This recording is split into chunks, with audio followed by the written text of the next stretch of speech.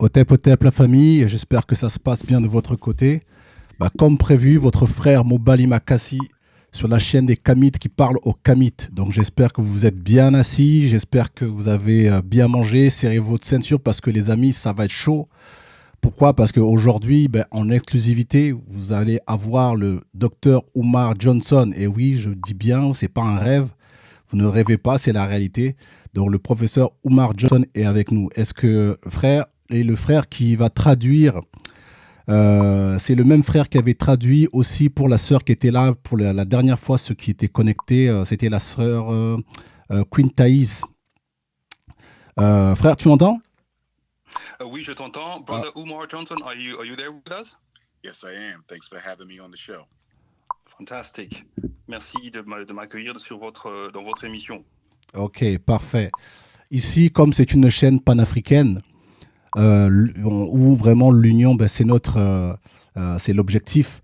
Donc, pour symboliser ça, nous allons parler, puisque la langue fait partie de l'union, donc je vais lui dire bonjour dans une langue africaine, parce que même si aujourd'hui nous sommes un peu éparpillés, hein, que la langue on est obligé de passer par la langue des Blancs, mais au moins on peut se dire bonjour dans une langue africaine. Donc je vais lui dire Mbote, Umar, et lui il va dire Mbote, Mobali. Right. So this is a Pan-African station. I'm just translating for Brother Umar. This is a Pan-African station, and we want to symbolize the union that we have between our people. We might be spread around the world speaking different languages, but I'm going to welcome you in an African language, which is Mbote. And then Brother Mobali Makasi would like you, Brother Umar Johnson, to greet him with that same African greeting that is Mbote, which means hello. It says Mbote. Mbote, my brother. Mbote. Parfait. Nickel.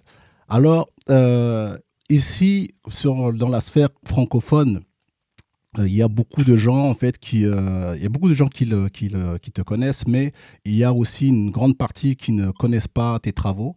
Est-ce qu'il peut se présenter vite fait pour la communauté qui ne le connaît pas ici en France, mais pas qu'en France, parce que cette émission est un peu suivie partout en Afrique, mais un peu partout. Right, brother. This is a situation where in the French world, some people know you, some others don't know you. This is a show that is listened or viewed all around the world. We've got people viewing from Europe, viewing from Africa. And then for those particularly who don't know you, is it possible that you introduce yourself, please, Brother Umar Johnson? Certainly. I am a doctor of clinical psychology. I am a certified school psychologist. I am also a certified school principal. I am author of the book Psychoacademic Holocaust, the Special Education and ADHD Wars Against Black Boys.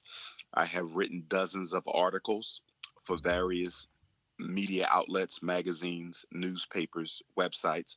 Former Minister of Education for Marcus Garvey's Universal Negro Improvement Association and African Communities League, which is the organization that gave us the red, black, and green flag 100 years ago. I am also founder of Team Pan-African, the international movement for the independence and protection of African people.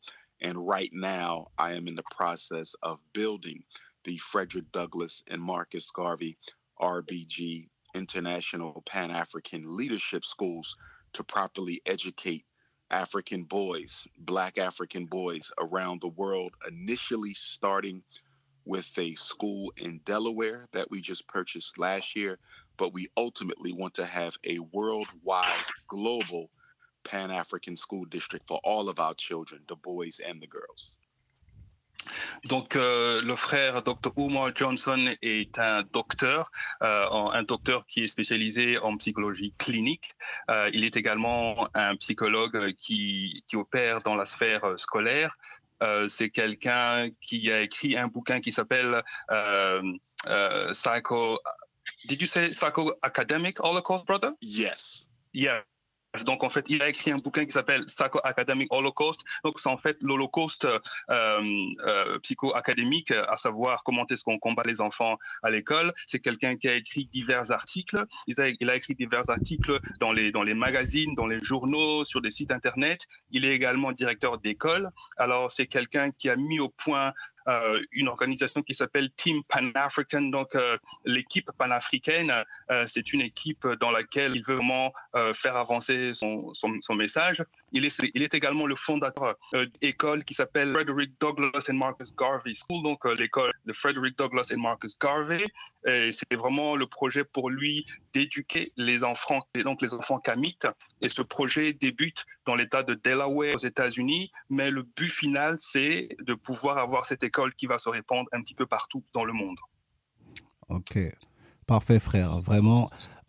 Ici, tu peux dire aux frères que cette chaîne, par rapport au contenu que nous proposons, nous sommes souvent boycottés. Donc ça peut arriver que, comme ça a déjà commencé, des gens commencent à disliker. Ça peut arriver que des gens signalent la vidéo et qu'on soit coupé. Donc vraiment, je vais encore lui demander beaucoup de patience, mais aussi je demande à la famille, les gens qui suivent, si vous voulez vraiment que ce live arrive jusqu'au bout, likez la vidéo, likez massivement parce que nous avons énormément d'informations à partager ensemble. Right, brother Dr. Umar, this is a channel because of the nature of the message that we spread. A lot of people try to fight so that this program is cancelled or this video is removed. So we are going to be asking people to like the video, and because this is the only way for us to really combat the people who are trying to put us down. So this is just an information for you, brother. Understood.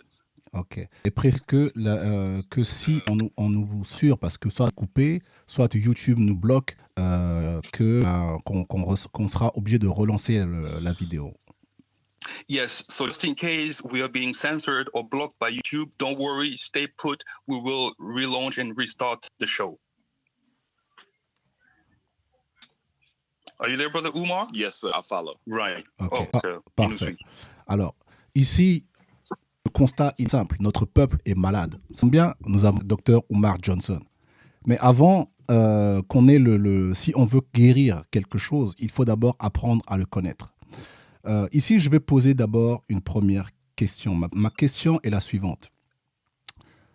Pour lui, concernant la jeunesse africaine, hommes, femmes compris, quel est le plus important pour nous? C'est-à-dire qu'on doit se concentrer sur quelque chose, ça serait quoi? Parce que jusque-là, en fait, la jeunesse a pour seule ambition, c'est de s'acheter des likes, dépenser son argent inutilement, ou ne pas se focaliser sur les objectifs qui vont emmener la libération de notre peuple. Donc, je veux savoir, là, aujourd'hui, pour la jeunesse africaine, pour la jeunesse noire, c'est quoi la priorité?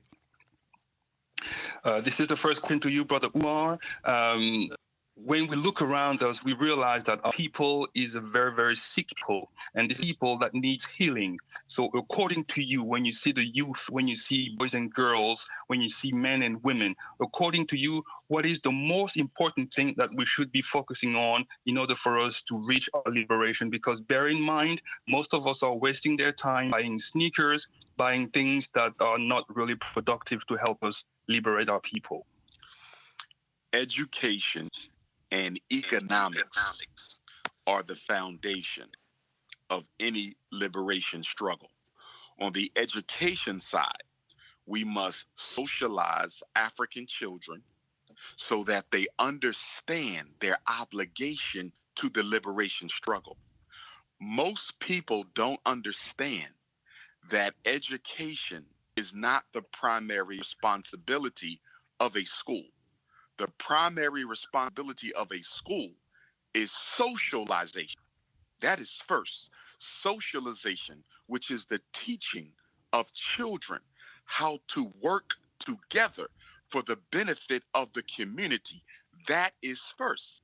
However, most Black children in the world, and I have been everywhere except Australia, and on the African continent, I have been to Liberia, Senegal, Nigeria, Togo, Benin, South Africa, Gambia, Morocco, Ethiopia, Egypt, Malawi, Kenya, so forth and so on. But throughout Europe, France several times, the UK, the Netherlands, Austria, many of the Caribbean islands, Canada. But the point that I'm making, wherever I go, most of our children are educated on a European paradigm. And the purpose of European education for African children is to teach them to be sympathetic to the agenda of the oppressor. So until we start educating our children ourselves, they will always be reactionary. They will always engage in anti-African behavior because the program that's being implanted in their subconscious is coming from the European power structure, not the African power structure. All right, OK. Donc, le frère Umar dit que les deux piliers pour notre libération, c'est l'éducation et les activités économiques. Et il dit ceci, que lorsqu'on est une école, l'école a pour fondation, c'est la socialisation des enfants. Donc, il faut savoir que le travail que l'école devrait faire, c'est vraiment essayer de faire comprendre aux enfants qu'il y a une obligation de pouvoir se libérer. Et il dit que c'est vraiment cela la fondation ou le but d'existence d'une école, à savoir c'est la socialisation. Et donc on se rend bien vite compte que l'école n'a pas pour mission d'éduquer, mais de socialiser, dans le sens que quand on vous socialise, vous parvenez maintenant à apprendre à travailler ensemble en communauté. Alors, il a fait le tour du monde, il est allé au Libéria, il est allé au Sénégal, au Togo, au Bénin, au Malawi, en Afrique du Sud. Il a visité l'Europe, par exemple l'Autriche, le UK, et il se rend compte qu'il y a une seule et même chose, c'est que la plupart de nos enfants sont éduqués selon un modèle eurocentrique. Et dans ce modèle eurocentrique, on leur apprend qui leur apprend, ce sont les oppresseurs. Et ils leur apprennent à faire quoi? Ils leur apprennent à être réactionnaires. Okay, go ahead, brother. Okay. Yes. I was also going to add to that on the economic side. So that's the educational side, preparing the children to be loyal to the liberation struggle.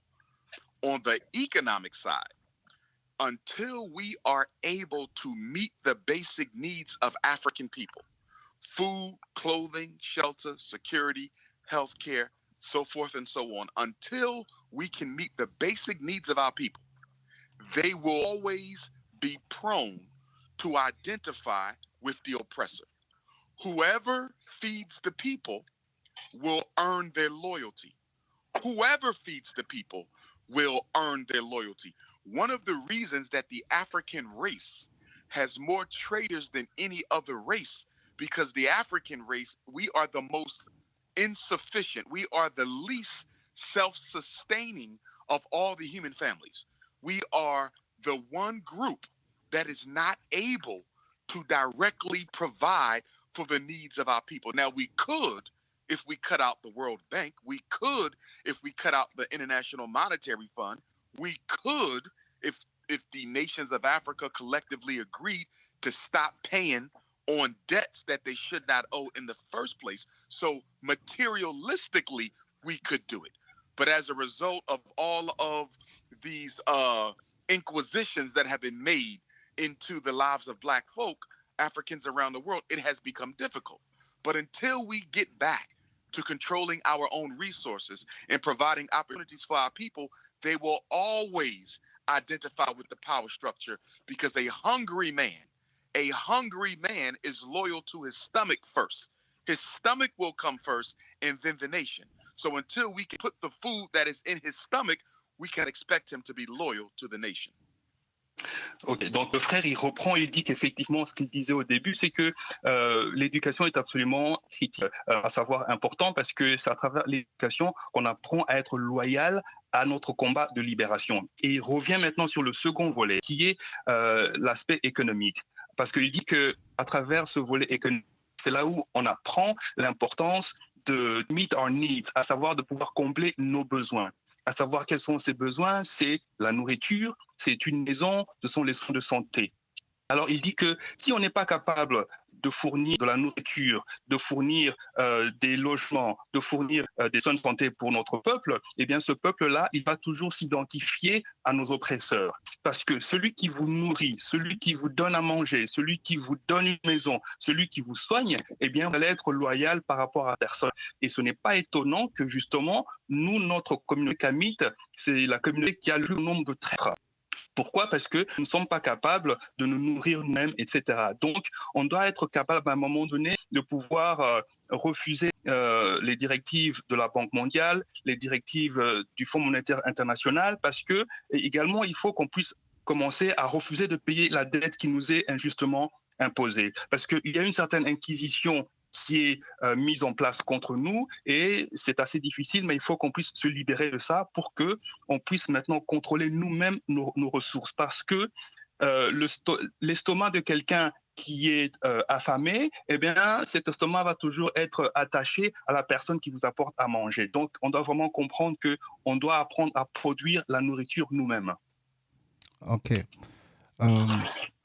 Est-ce qu'il a quelque chose encore à rajouter là-dessus ou je peux maintenant poser une question? Umar, do you want to add a little bit more or we can move to the next question? The one little piece I want to add to that, children are naturally proud and loyal when they can see that their own communities can provide for their basic needs. So if you look at a European Jewish child, or if you look at an Anglo-Saxon child or a Chinese child, their pride in part derives from the fact that their own community can provide for them. Whereas with African children, African American children, African Canadian children, African Caribbean children, African children in the UK, they often have to go outside of the community in order to get their basic needs met. And I think that too often in the liberation struggle, we fail to understand fully the relationship between economic empowerment and the liberation struggle. The psychology of economic empowerment dictates that once you are able to provide for the youth will be willing to die for the struggle. Wow. This is amazing. Wow. This is absolutely brilliant. Donc, en fait, il dit que si on regarde dans le monde, les enfants sont naturellement très loyaux, très fiers de leur communauté.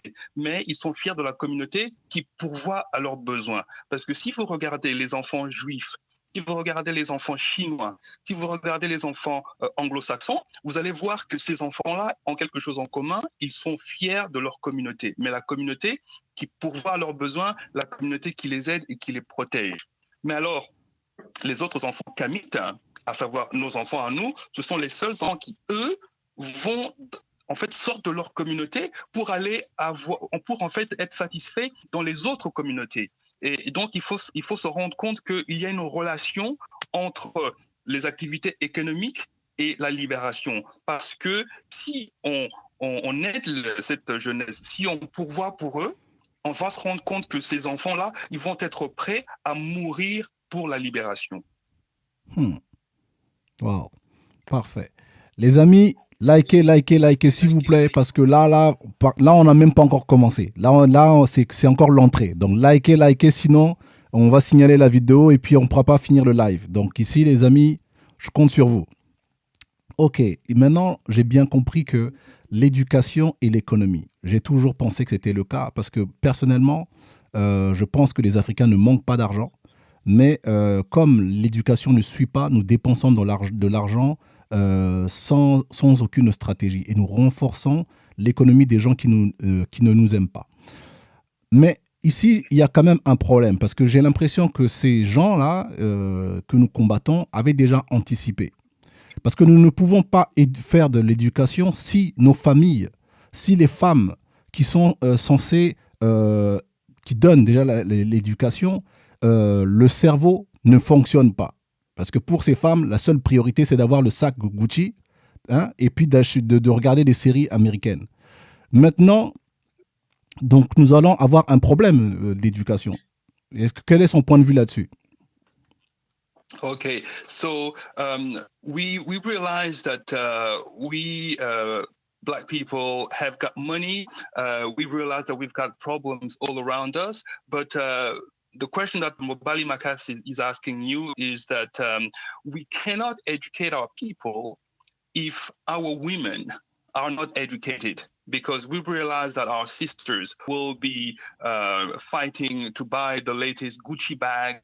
They'll be spending their days watching TV operas on television. So therefore, we've got a problem at the very source, which is those very same women who are supposed to educate those children. Rajoute le fait que j'ai l'impression que en fait, ces gens nous ont ont anticipé ça. C'est comme si ils savaient que pour pouvoir détruire une nation, il fallait commencer par les femmes. Yes, and then adding something extra is that it seems that our enemies anticipated that situation, because they understood that the best way to destroy a family is definitely to start by destroying the woman. That is true. But let's look at it psychologically. Powerless people always imitate the people in power. Always, throughout history. It doesn't matter the race. It doesn't matter the period of time. Those without power always imitate those with power. So the fact that our women are interested in emulating European standards of beauty, or are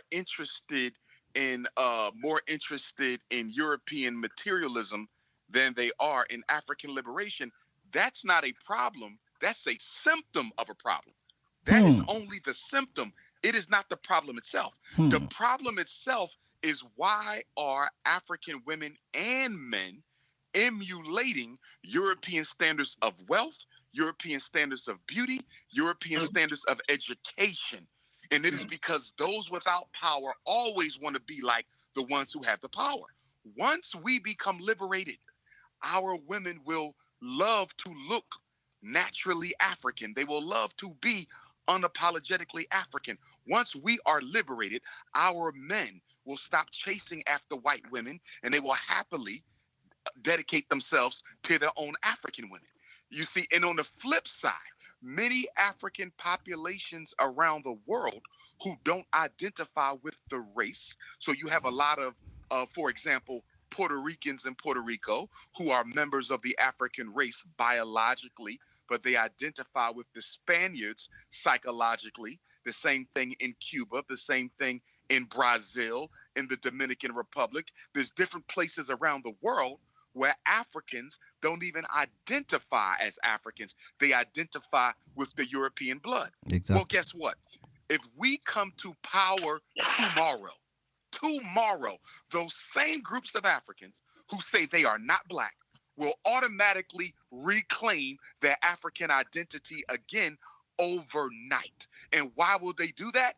Because they want to be associated with power. As long as we are losing, no one wants to practice African culture. As long as we are losing, no one wants to imitate African culture. But the minute we begin to win, African culture becomes the most popular thing in the world for African people.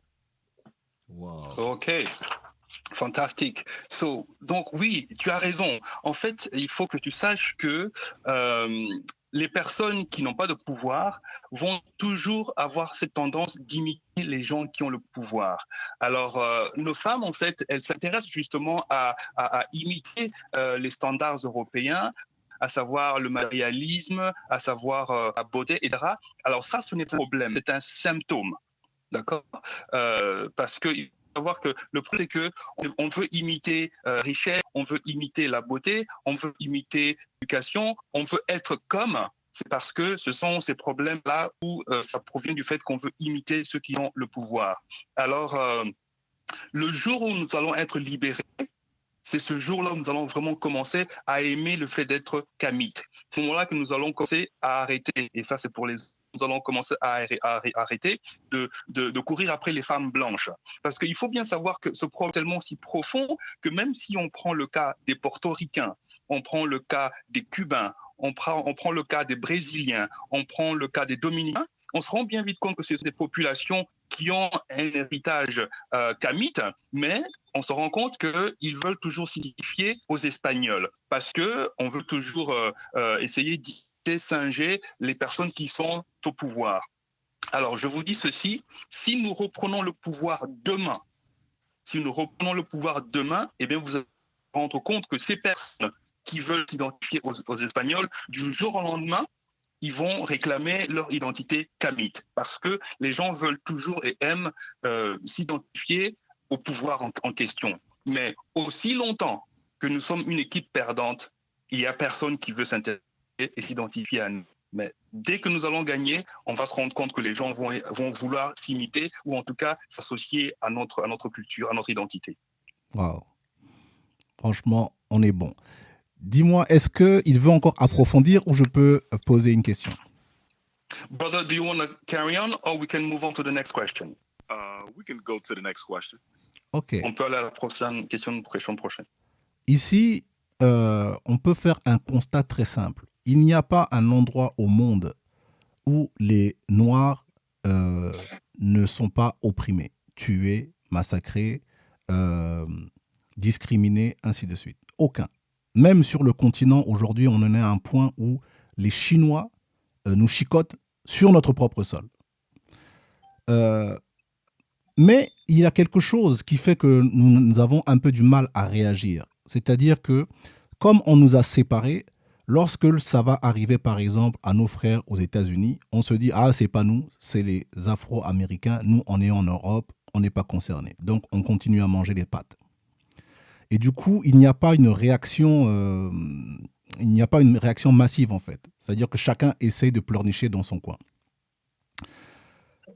Et du coup, on ne voit pas que ici, pour moi, je parlais pour moi, c'est comme s'il y avait un système organisé pour pouvoir, comment je peux dire, programmé pour pouvoir exterminer les Noirs. Moi, je n'ai pas de mots pour dire autrement, parce que on veut nous vacciner, on nous tue partout. Hein, on dit que apparemment que la population africaine, comment ils appellent ça le terme, la démographie elle augmente, que il faut stériliser en masse les Africains. Donc ici, pour moi, il y a un programme d'extermination massive, mais nous ne réagissons pas parce que on ne voit pas les choses globalement, on voit les choses individuellement. Qu'est-ce qui peut nous expliquer ce qu'on appelle le racisme? Parce que j'ai l'impression que les gens ne comprennent pas ce que c'est que le racisme. Right, okay. So the point that Brother MOBALI MAKASI is making is that there's no place on this planet Earth where the black man is not oppressed. We see it in the form of murders, we see it in the form of incarceration. Even in Africa, we will see Chinese people beating our people in the soil of Africa, and we don't react. So when we see a brother in the United States being gunned down, we say it's not our problem. This is the problem of our brothers and sisters in the US. So we have that tendency of not reacting as a group. But in reality, for myself, MOBALI MAKASI speaking here, I see that we don't seem to see that there's a program, there's a system to exterminate our people through vaccination, sterilization, and we don't see that this problem is global. So my question to you, Brother Umar Johnson, what is racism as a system? Indeed. Firstly, I want to say that I totally agree with you.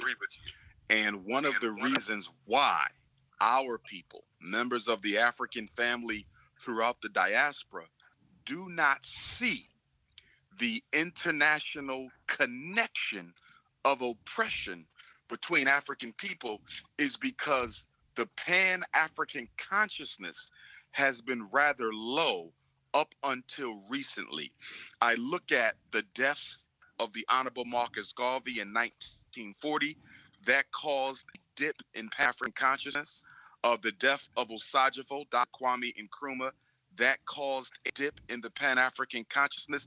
And we can go on and on, but all of those assassinations of those original free-thinking revolutionary Pan-Africanists caused a decline in the international Pan-African consciousness. However, This also with some European design. In 1974, the National Security Agency of the U.S. government had distributed a memorandum that identified Pan-Africanism by name.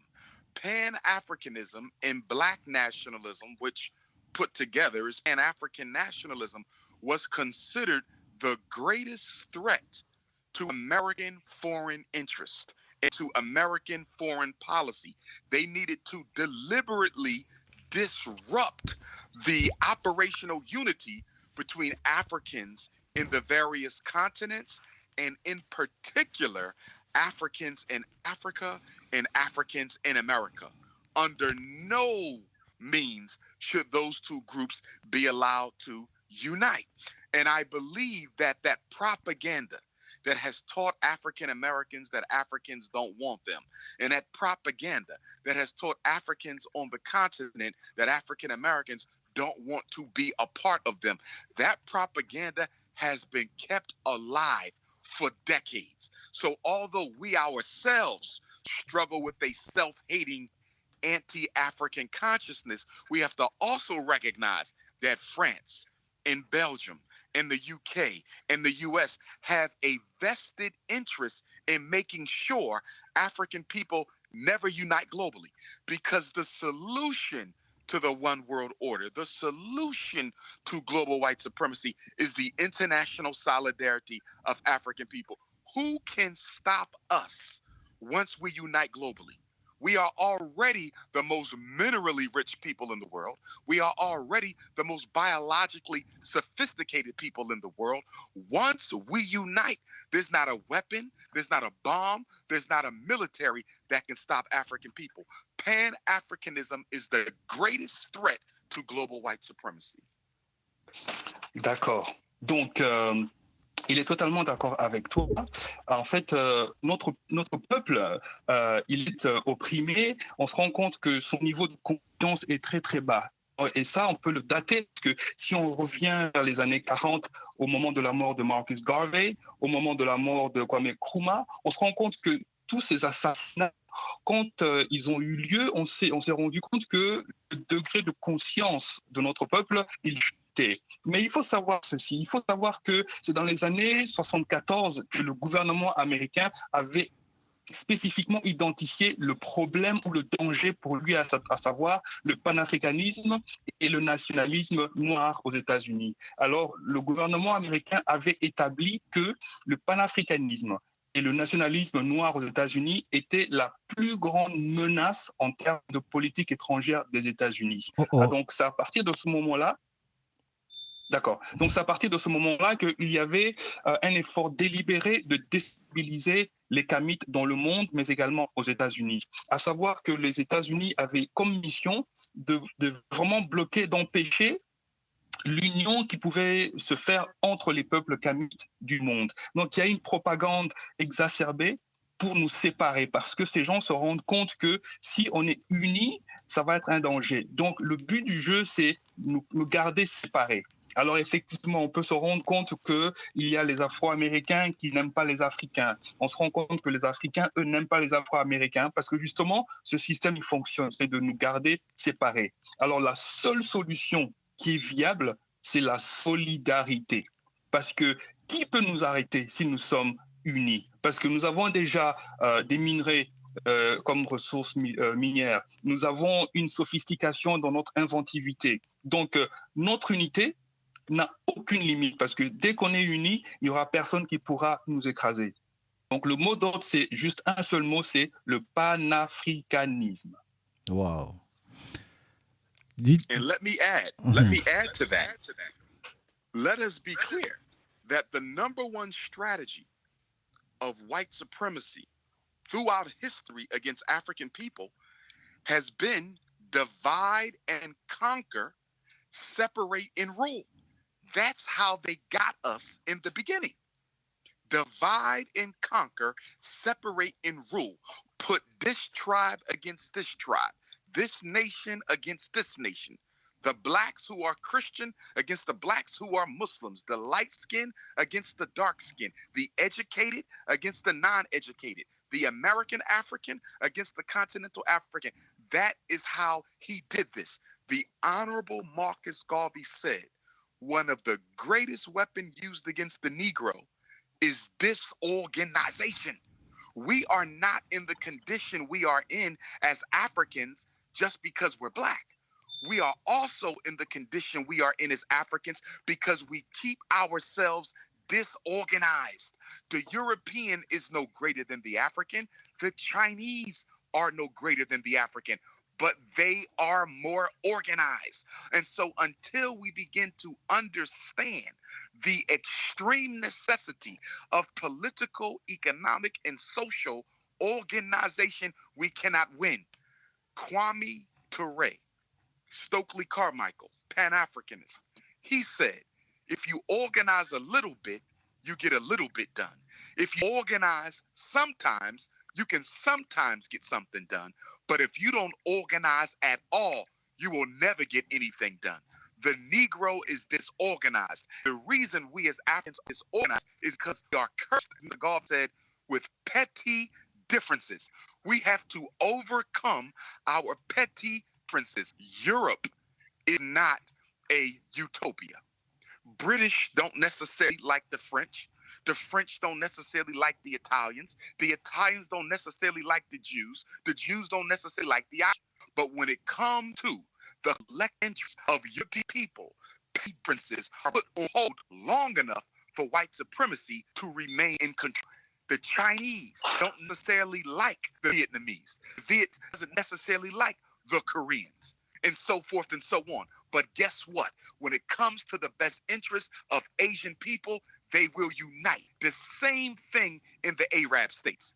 The Iraqis don't necessarily like the Iranians. Iranians don't necessarily like the Moroccans, and so forth and so on. But when it comes to the best interests, the Arab people, they can put petty differences to the side. But we as Africans have not shown ourselves to have the ability to put petty differences to the side and put Africa till us on the continent, in the Americas, in Europe, in Caribbean, Australia, until we can put the petty differences to the side, put African family first, we will lose.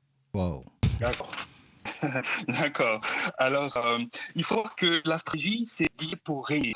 Dans le part, pour bien gagner, et on part en tant de tribus contre les tribus. On ne sépare en tant que ceux qui sont pour le christianisme et pour l'islam. On part en tant de ceux qui sont avec peau claire et ceux de la peau foncée. On nous sort en termes de qui sont éduqués et qui sont éduqués. Alors, il faut se rappeler d'une très très célèbre. Il dit l'arme fatale contre nos peuples est la désorganisation.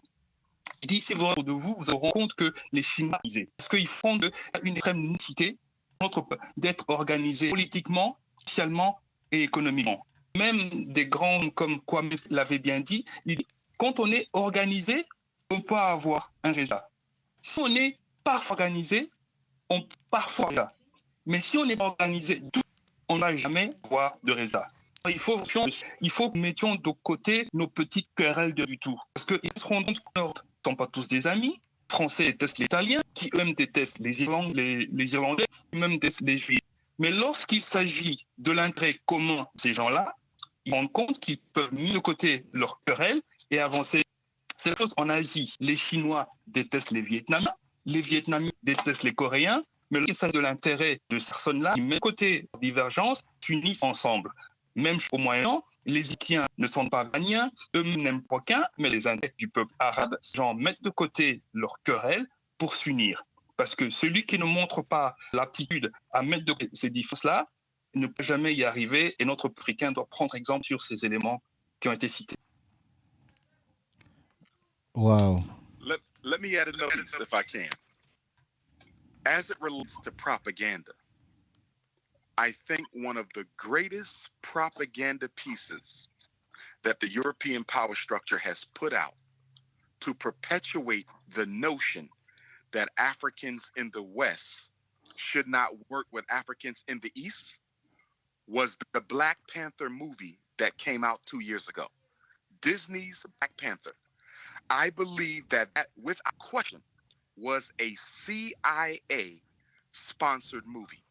There is no way that you can create the first Black book hero in American culture and you represent that hero as a selfish, chauvinistic, tribalistic leader whose only interests were the people of Wakanda. No concern for any other African nation on the continent, and no concern for any other African population in the world. Prince T'Challa, the Black Panther, was the symbolic representation of the perception of African consciousness that the European power structure wants African American children to believe in. They want African youth around the world to believe that most Africans on the continent think like T'Challa, the Black Panther, that they don't want you in Africa, don't want anything to do with you, are not interested at all in your salvation or liberation. And on the other side, you have Killmonger. Killmonger was the symbolic representation of African American Black consciousness, that the European power structure wants African children in Africa to believe about their brothers and sisters on the other side of the Atlantic Ocean. Killmonger was interested in liberation, but he was willing to destroy African culture. He was willing to trample on African spirituality. He was willing to destroy the internal fabric of African society just to destroy his oppressor and just to become king. Both of those archetypes, Killmonger and T'Challa, were very toxic for African children. If it were up to me, no Black child would have ever saw that movie because the messages were horrible. Although the cinematography was great, although the movie itself as a product was great, the political messages in the Black Panther movie were absolutely destructive. And that was done on purpose. Not to mention that the CIA agent in the movie, CIA agent Ross, jumps in front of a bullet to save the Black Panther's sister, and then she takes him back to her lab in Wakanda, shows him all of the secrets of vibranium and Wakandan military technology, and then the same CIA agent comes back and saves T'Challa and helps T'Challa save Wakanda. Here is what is so ridiculous about a CIA agent being the hero in a Black comic movie. The CIA is responsible for the assassination, directly or indirectly, of almost every African revolutionary leader since 1960. They ordered the murder of Lumumba. They were key to the overthrow of Nkrumah. They were even implicated in the South African government finally catching up to Nelson Mandela. It was a CIA agent that went to South Africa to help them capture Mandela. They expressed concern about Robert Sobukwe. They played a role in Amilcar Cabral, Thomas Sankara, and the list goes on. How can the greatest enemy of African independence be a hero in a Black superhero movie?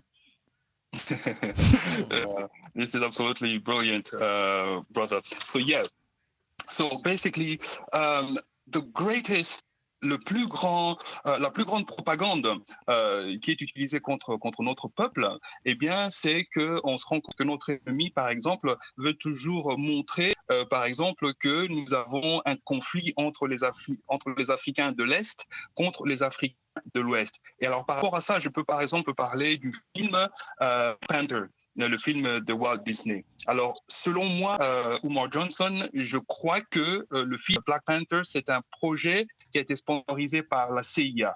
C'est ce célèbre livre de super-héros, donc comic book de Black Panther, c'est en fait un film qui nous montre le caractère égoïste, il nous montre le caractère tribaliste, il nous montre le caractère chauviniste que l'on peut retrouver. On voit par exemple que dans le personnage principal de ce film, le seul intérêt qui compte, c'est l'intérêt du peuple de Wakanda, alors que tout ce qui est autour, ça ne l'intéresse pas. Et de l'autre côté, il met en opposition le personnage de T'Challa. Et on se rend compte Killmonger, pardon.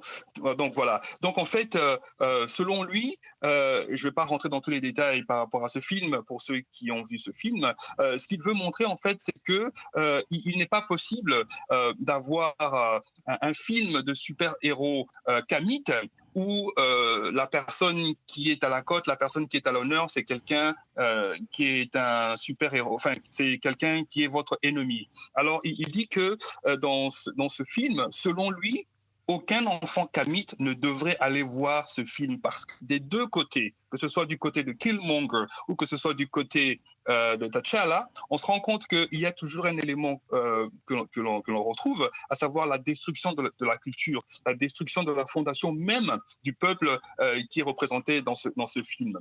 Alors, il dit que cet aspect de destruction, cette image qui est véhiculée est vraiment une image à bannir, et il cite par rapport à ça l'agent de la CIA, l'agent Ross, qui est en fait saute à un moment donné du film pour prendre une balle pour essayer de sauver T'Challa. Alors, il dit que si on regarde bien dans l'histoire, depuis les années 60, on s'est rendu compte que c'est cette institution CIA qui est responsable justement des assassinats des personnes comme Lumumba, qui a été là pour causer du tort à Kwame Nkrumah, et qui a vraiment milité durement pour vraiment mettre en danger Nelson Mandela, et qui a participé à l'assassinat d'Amilcar Cabral. Donc, tous ces éléments sont là pour dire que ce n'est pas un film que nous devrions accepter comme un réel film qui vraiment nous met en valeur.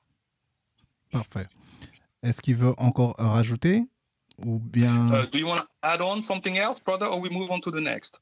Real quickly, continuing with that movie briefly, what I also found interesting about the movie was, number one, how can there be a movie based in Africa within the context of African culture and you don't see any maternal interaction throughout the whole movie between mother and child? There is no scene in that entire movie, which was almost 3 hours long, of a mother teaching her child, of a mother breastfeeding her child, of a mother birthing her child. And not only that, there was almost no positive romantic interaction between a husband and a wife within the whole movie. Now, T'Challa had, his apple of his eye, the woman he was in love with, but they never actually came together or got married in that movie. And one of his lieutenants was married to the sister who was in charge of the female military, but those two fell out over the fact that the lieutenant sided with Killmonger, okay, and the wife decided to eventually side with T'Challa. There was no positive black love in that movie.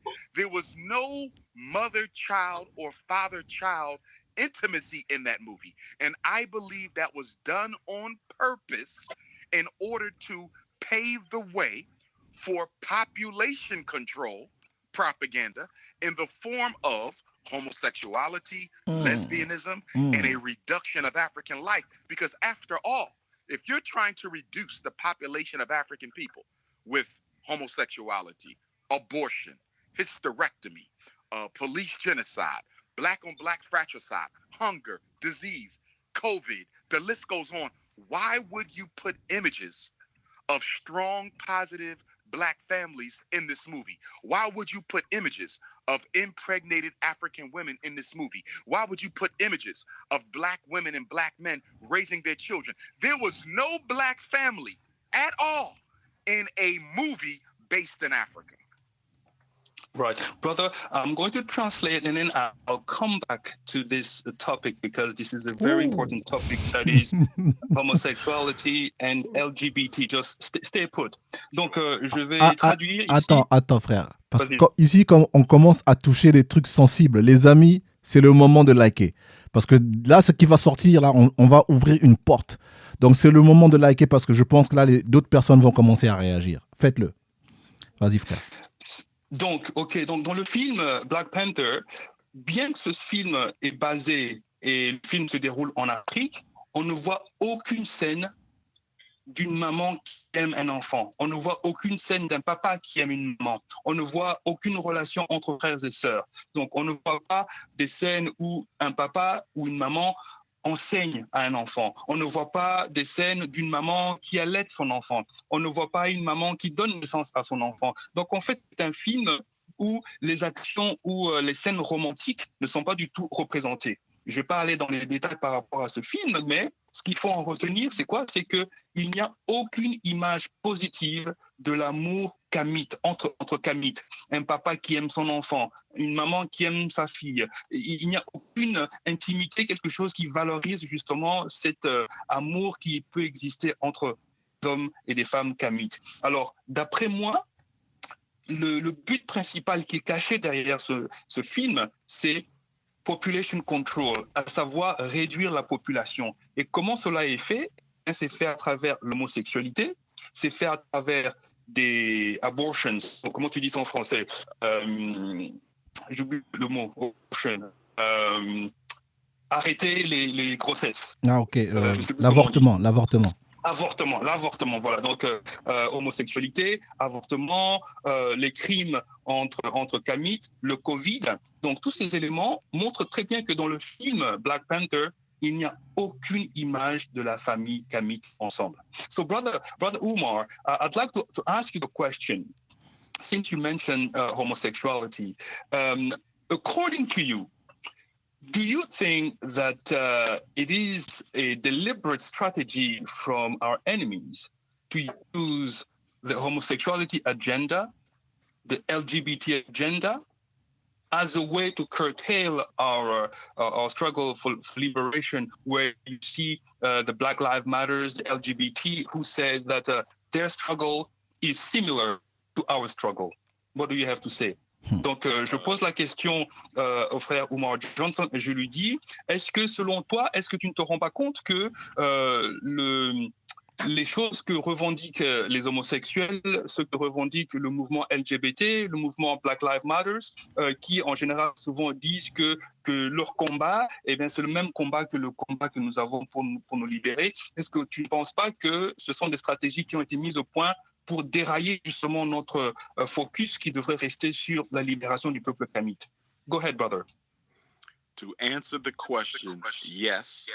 Now let me explain that answer.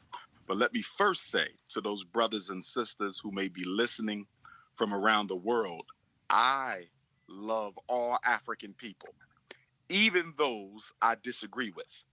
We have a lot of psychological illness within our race, which has largely been deliberately inflicted upon us by white supremacy as a result of slavery, colonialism, and their total domination of our reality.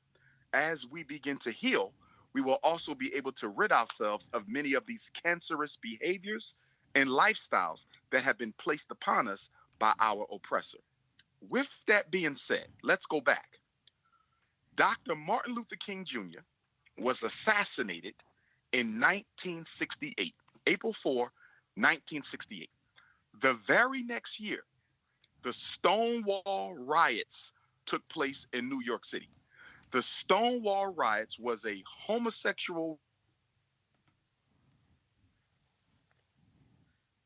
Oh, les amis. Ça a coupé. Frère, tu m'entends? Ça a coupé, la connexion a coupé. Est-ce que vous m'entendez? Allô, allô, allô? Allô, allô, allô? Allô? Je vais couper les amis, je vais couper et je vais les rappeler parce que ça a dû couper, ok? Mais restez avec moi en ligne, restez avec moi les amis, restez avec moi. C'est pas terminé, c'est pas terminé. Ça risque d'arriver souvent, comme il est aux États-Unis, donc on aura peut-être des coupures comme ça. Frère, ça a coupé. Oui, Ouais, oui ça. d'accord. Ouais. Donc, si tu peux nous rappeler dans le groupe ou c'est moi qui rappelle? Rappelle, comme ça, tu vas mieux gérer le truc à 3. Ok, Merci. super. Ouais. Ok, Les amis, patience, hein. Vraiment, ça risque d'être comme ça, mais on est ensemble. On est ensemble. Je fais au mieux, ok, pour vous faire plaisir. Brother Umar? Yes, I am. Hein, ça a coupé. Tu lui Yeah, dis que so ça a coupé. we were interrupted. We were interrupted. So you will have to get back to where you were. Qu'on est à Sure. l'antenne, frère? Oh, on est pas à l'antenne. On est toujours bon. All right. Okay. So, Brother Umar, you were cut when you were talking about the Stonewall riot the day after Dr. Luther King's assassination in 1968. Yes. The year after he was murdered in 68, 1869 was the Stonewall riots, which is universally considered to be the birth of the LGBT movement. It is no coincidence that that movement was birthed the year after Dr. King was murdered, because the American power structure needed a movement that it could use to suffocate the civil rights movement. They were tired. They were tired of the civil. You guys are still there? Non, Yeah, on est we're là. still. Okay, got you. They were tired of the civil rights movement, and they needed to kill it. See, in white premise ideology, the black agenda can never be the primary agenda. You have to find other issues that can get enough attention to distract people away from the black agenda. And so they chose the homosexual agenda, 1969. Now, 5 years later, in 1974, Secretary of State Henry Kissinger, who is the oldest and longest serving member of Rockefeller's Trilateral Commission.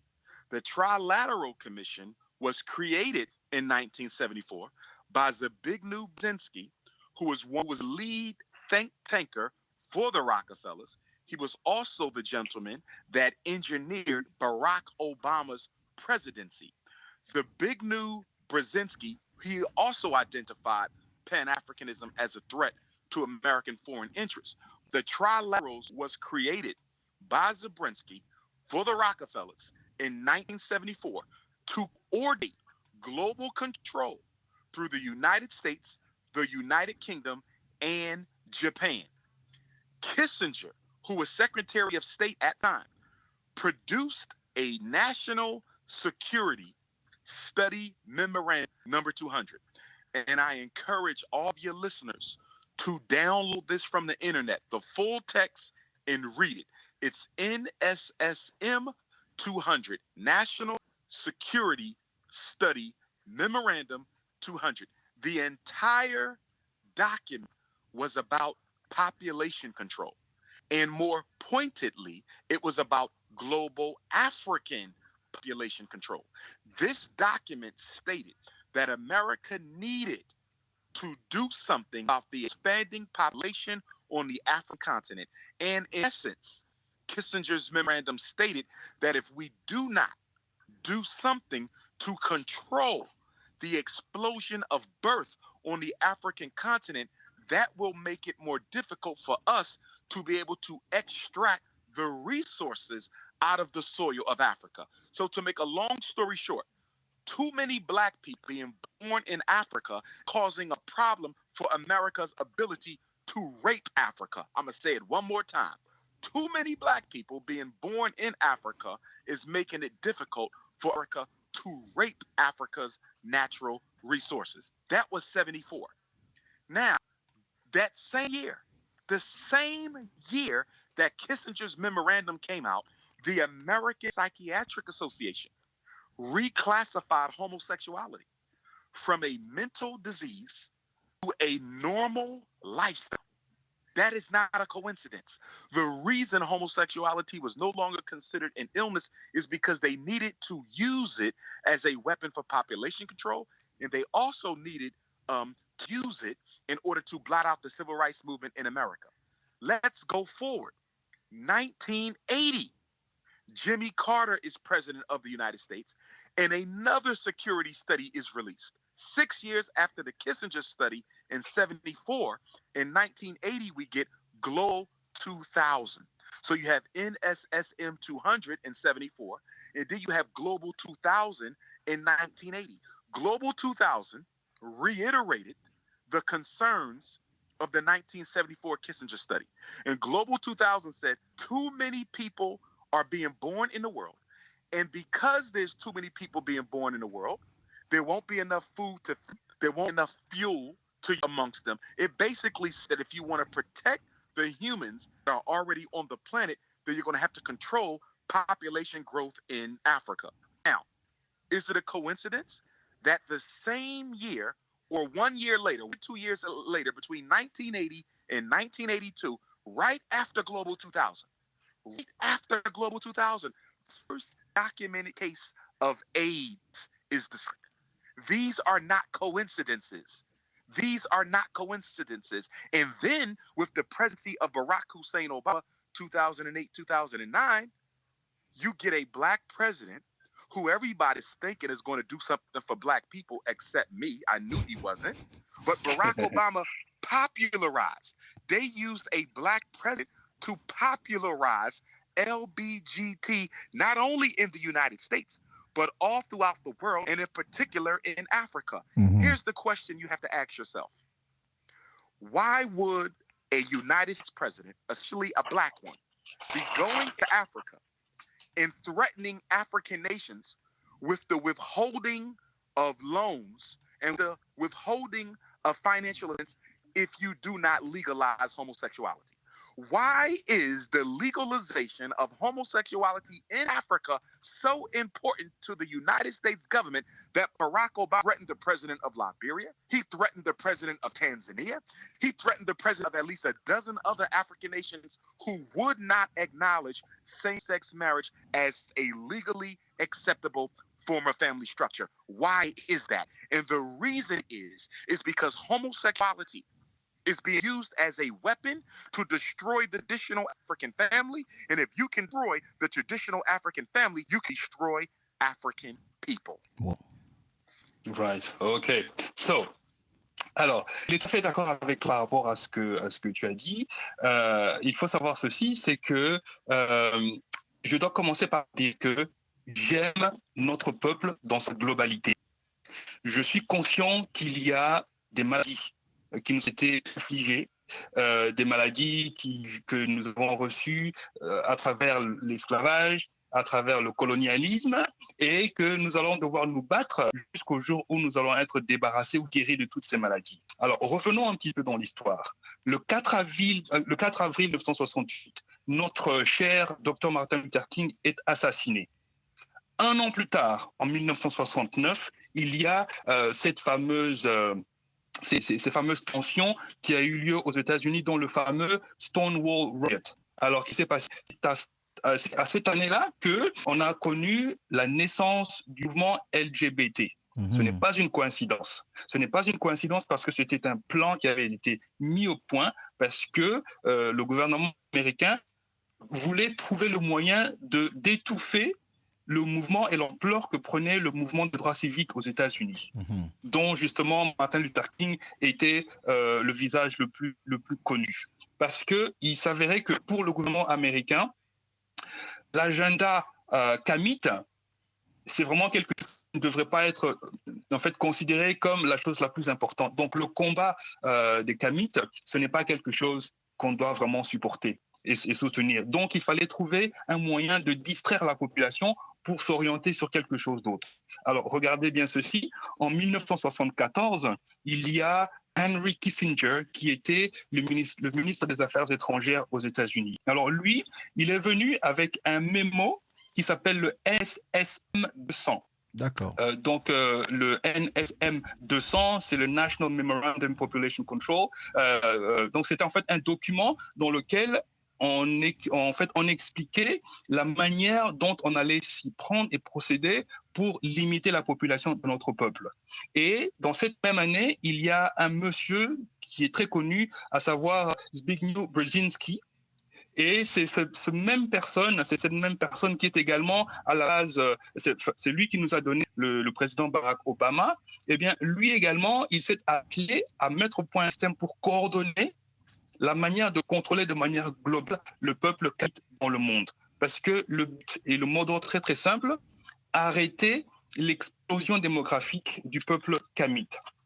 Alors, qu'est-ce que je peux dire de plus? C'est que ce n'est vraiment pas difficile de comprendre que pour le peuple, pour le gouvernement américain, la seule façon de pouvoir avoir accès aux ressources minières de vraiment l'Afrique, c'est vraiment d'essayer d'empêcher que le peuple kamite se libère et qu'il puisse avoir des enfants. Il faut absolument tout faire pour pouvoir continuer à avoir accès à toutes ces ressources-là. Et la seule façon de le faire, c'est de limiter les naissances du peuple kamite sur le sol kamite, parce que plus il y a des gens qui naissent, plus difficile ça va être.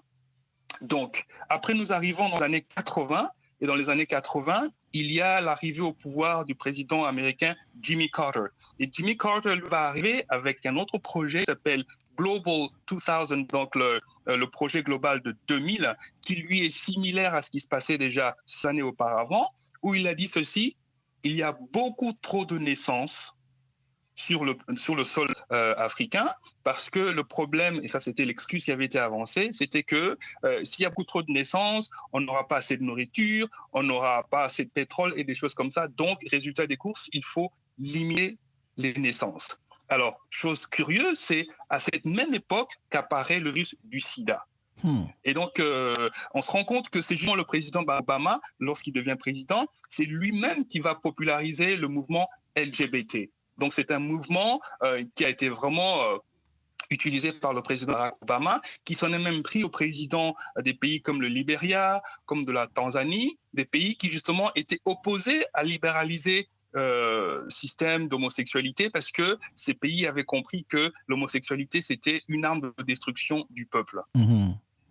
Ici, je posais maintenant une question. Tu as fini de traduire, frère? Oui, okay. J'ai fini, frère. Il faudrait peut-être que pour mieux gérer, si ça commence à être long de le couper, comme ça tu as le temps de... Parce que là, vraiment, je me mets à ta... C'est une galère. Just a quick one, brother Dr.Umar. Brother MOBALI MAKASI is a little bit concerned and say you could maybe have a shorter answer so that we can manage the translation in a smoother fashion. Je vais poser une question. Ici, j'ai bien compris que nous sommes un danger lorsque nous nous multiplions. Donc, le mariage devient un acte politique ou un acte de résistance ou un acte de survie. Quel est son point de vue sur le mariage interracial? C'est-à-dire que les mariages qui se font entre les blancs, les noirs et tout ça. Là. Quel est son point de vue là-dessus? Parce que ici, attends. Parce que ici, nous avons quand même, en tout cas ici en Europe, c'est bien qu'on en parle parce que c'est devenu la mode. J'ai l'impression que ici, dès que tu réussis, tu es footballeur, c'est directement faut avoir une femme blanche. Quel est son point de vue là-dessus? So, Brother MOBALI MAKASI would like to have your point of view or your take on this situation. He understands that marriage is a political act. It's a political, economic stance. But in our reality today, in particular in France, we have this new fashion, which is once you have made it in the world, for example, you are a professional, we call it here football player, but you call it soccer player. So once you become successful and you've got the money, there's like a fashion where people date and marry outside of the race. So what is your take on this situation, Brother Umar? A black man in particular, sisters as well, but black men in particular, because we are the leaders of the community, when we marry outside our race, particularly white, but any non-African woman, that is a political decision. You are letting the entire world know that your interests, your values, and your priorities are 100% in alignment with your oppressor. When the black man marries the white woman, he's not marrying an individual. He is marrying an entire people. He is marrying into a race. He is marrying into a culture. There is no such thing that I am marrying her. Everyone knows that when you get married, you have to at least take on that entire family. That whole family becomes yours. So her racist mother, her racist father, her racist brother, her racist sister, her racist friends, her racist relatives, all of them become yours. There are more Black women in the world than any other population. Black women are the single largest population on the planet Earth. They're also the oldest living population on the planet Earth. If you have access to Black women all over the world, why would you choose to family with your oppressor? It is because you yourself wish you were a member of that oppressor's race. It is you yourself who wish that you were European, who wish that you thought you were white. There is no such thing of not having control over who you fall in love with, which is the excuse that a lot of Black men look to give me when we have this conversation. I couldn't help who I felt. That's not true. Love is a function of values. Love is a function of principles. It is a function of interests. Before you can fall in love with someone, you have to first screen that person to determine whether or not they meet certain expectations and obligations of yours. So when the Black man marries the white woman, he is letting the world know that I am in support of white supremacy. And if I had any control over it, I would have been white myself. Right, ok. Donc, le frère Umar Johnson y répond, il dit ceci, que lorsque un frère kamite ou une sœur kamite marie quelqu'un d'autre race, eh bien, c'est une décision politique. Parce qu'il faut savoir que le mariage, ce n'est pas simplement l'acte de s'être avec quelqu'un. À travers le mariage, il y a l'union des intérêts, il y a l'union des valeurs, il y a l'union des priorités. Donc, ça veut dire que lorsque un frère kamite épouse quelqu'un d'une autre race, il est en fait en train de dire de manière subliminale que je suis 100% d'accord avec les valeurs de mon oppresseur. Donc, lorsque on marie quelqu'un, on ne marie pas simplement quelqu'un, on épouse sa race, on épouse son peuple, on épouse sa culture. Donc, on prend la famille tout entière. Donc, lorsque un kamite épouse une femme blanche, par exemple, eh bien, il épouse également la belle-mère raciste, les amis racistes de cette femme, les sœurs racistes de cette femme, etc. Et ces personnes deviennent une seule entité. Retenez aussi, la femme kamite, en fait, elle représente le plus grand nombre d'êtres vivants sur cette terre. Deuxième élément, la femme kamite, c'est la femme qui a la durée de vie la plus longue sur cette planète. Alors, lorsque vous ignorez tous ces faits-là et vous allez vous marier avec quelqu'un hors de cette race, ça veut simplement dire que vous voulez vous identifier aux valeurs des Caucasiens. Alors, en trouvant des excuses comme quoi, en fait, on ne choisit pas avec qui on tombe amoureux, on ne choisit pas la personne avec qui on voudrait se marier. Tout cela, ce ne sont que des excuses parce que le mariage, c'est en fait un élément que vous choisissez parce que vous choisissez certaines valeurs, vous choisissez certains intérêts. Et donc, lorsque vous êtes en situation de vous marier, vous devez considérer, dans le cas, par exemple, d'un homme qui veut épouser une femme, vous devez regarder cette femme et vous poser la question, est-ce que cette femme va remplir toutes les attentes que moi j'ai par rapport à ma race, mon peuple, ma culture? Et que si vous ne vous posez pas ces questions-là, eh bien vous tombez dans le piège, au bout du rouleau, vous allez soutenir le pouvoir et le mouvement de nos oppresseurs.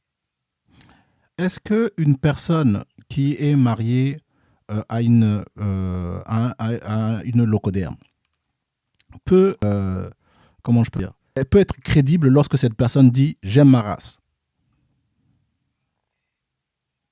Tu peux répéter la question, Alors, s'il te plaît? La question, lorsqu'on est marié à une locoderme, d'accord, ou un locoderme, oui. Est-ce qu'on peut être crédible pour dire « j'aime ma race », c'est-à-dire que les gens qui vont dire « ouais, je suis fier d'être noir », est-ce que c'est crédible? D'accord. Brother Umar Johnson, this is a very good question for you. Let's take the example that me, as a black person, I marry a white woman. If I say that I'm very loyal to my race, Do you think this is something that you could value, or do you think that this is just a lie or something that is pointless? Précise bien, je suis fier d'être noir. Précise bien ça. Yes, and I keep saying that I am very proud of my race. So although I've married outside of my race, but I keep maintaining that I'm very proud of my race. What do you think? It is a contradiction. It is a lie, and it is a form of psychological denial. If you are committed to African people, it is impossible for you to choose any other mate than an African woman. If I am committed to the liberation and salvation of African people, then I first have to be committed to African family. How can I not be committed to the unit, but I'm going to be committed to the whole race? That doesn't make any sense. That doesn't make any sense at all. So I'm committed to the best interest of African people, but I'm not committed to building an African family. That is a contradiction. You have to first and foremost be committed to the African woman in order to be committed to African people. Ok. Donc, il répond, il dit ceci, c'est une contradiction totale. Il dit c'est une contradiction, c'est un mensonge et c'est un déni psychologique. Il dit que pour être vraiment quelqu'un qui aime sa race, il faut absolument être engagé justement dans l'amour qu'on a pour la femme kamite et donc par conséquent la famille kamite. Parce que si vous voulez marier quelqu'un hors de votre race, ça n'a aucun sens. Parce que pour vous, la seule façon de montrer votre amour et votre loyauté par rapport à votre groupe, c'est simplement d'aimer la femme kamite et donc aimer également la famille kamite. Mais ici, je vais parler comme un aliéné qui est marié à une locoderme et j'ai une excuse. Mon excuse, c'est que ma femme blanche, elle mange le foufou. Ma femme blanche a été avec moi au Sénégal. Elle aime bien le hip-hop. Donc, elle est intégrée, il n'y a pas de problème. Right, okay. So this is Brother MOBALI MAKASI, who's going to be acting as if he's a coon. He says to you, but he doesn't really agree with you because he says, listen, I am married with a white woman. My white woman loves hip-hop music. My white woman loves African food. In fact, I even took her back home to Senegal. So what do you think? Cultural, for a European to enjoy a cultural expression of African people does not mean they necessarily enjoy African people. So for example, in America, we have a lot of non-Africans involved in hip hop, which is an extension of traditional African art form. Those same non-Africans who make rap music, who get rich off rap music, who distribute and market rap music, although they may enjoy the art form, they would never ever want to live in place of a black person. See, everybody wants to enjoy African cultural expressions, but nobody wants to help African people struggle for liberation. Nobody wants to help African people overcome white supremacy. Nobody wants to help African people fight back against the European world order. Everyone wants to be black when it's time to have fun. Nobody wants to be black when it's time to die. This is a pull-up. It's a pull-up. Dis-lui, il faut qu'il reprenne cette phrase. Eh les amis, c'est chaud, c'est chaud. Ouh. Faut qu'il reprenne cette phrase. So, brother, can you please just repeat that last sentence, just that last sentence, please? Absolutely. A lot of non-Africans enjoy African cultural expressions. They love our music. They love our food. They love our dance. They love the way we dress. But they only enjoy that aspect of Africa and African culture that allows them to enjoy themselves. It's about amusement and it's about pleasure. But when it comes time for political struggle, economic struggle, the struggle for independence, none of them want to participate in that. It's okay to be black when you're having fun, but nobody wants to be black when it's time to die. Right. Ok, donc le frère Umar Johnson explique que voilà que effectivement on peut voir que les Caucasiens par exemple aiment beaucoup certaines activités que nous faisons. Donc ils peuvent aimer notre nourriture, ils peuvent aimer notre façon de nous habiller, etc. Mais il faut savoir que par exemple dans le cas des États-Unis, nous avons énormément de personnes qui aiment la musique hip-hop. Nous avons beaucoup de personnes qui se font de l'argent dans le milieu hip-hop. On a beaucoup de personnes qui ne sont pas des kamites, qui distribuent la musique hip-hop. Donc, en fait, on se rend compte qu'il y a des gens qui aiment nos valeurs kamites, qui aiment notre expression culturelle, qui aiment notre créativité, mais beaucoup de gens veulent s'associer au mouvement kamite pour s'amuser, mais il n'y a personne qui est prêt à mourir en tant que kamite. Donc, quand c'est le moment de s'amuser, tout le monde aime beaucoup l'aspect kamite, mais lorsqu'il s'agit de mourir en tant que kamite, à ce moment-là, on ne voit plus personne. Ok. Il a fait tout à l'heure allusion au hip-hop et tout cela. Moi, je fais un petit constat. Quand je regarde un peu le hip-hop de ma génération et le hip-hop d'aujourd'hui, je vois qu'il y a cette espèce de tarlouserie qui est devenue la mode. Est-ce que cela n'est pas voulu parce que je ne comprends pas, en fait, c'est nos frères noirs complètement efféminés. Hein. Est-ce qu'il y a un agenda? Quel est son point de vue là-dessus? Right. So the question to you is: I grew up at a time where the old school hip hop was very militant, with a clear conscience that was there behind our form of expression. But today, the new form of hip hop, you see a lot of our brothers who look very effeminized. So, according to you, is there an agenda that is behind that situation? Absolutely. Here's the thing. Music is America's second leading export industry. America makes more money off of music than almost anything else it sells around the world. Music is an extremely powerful propaganda instrument. So it's become necessary to co-opt hip-hop, and in particular gangster rap, for the purposes of control.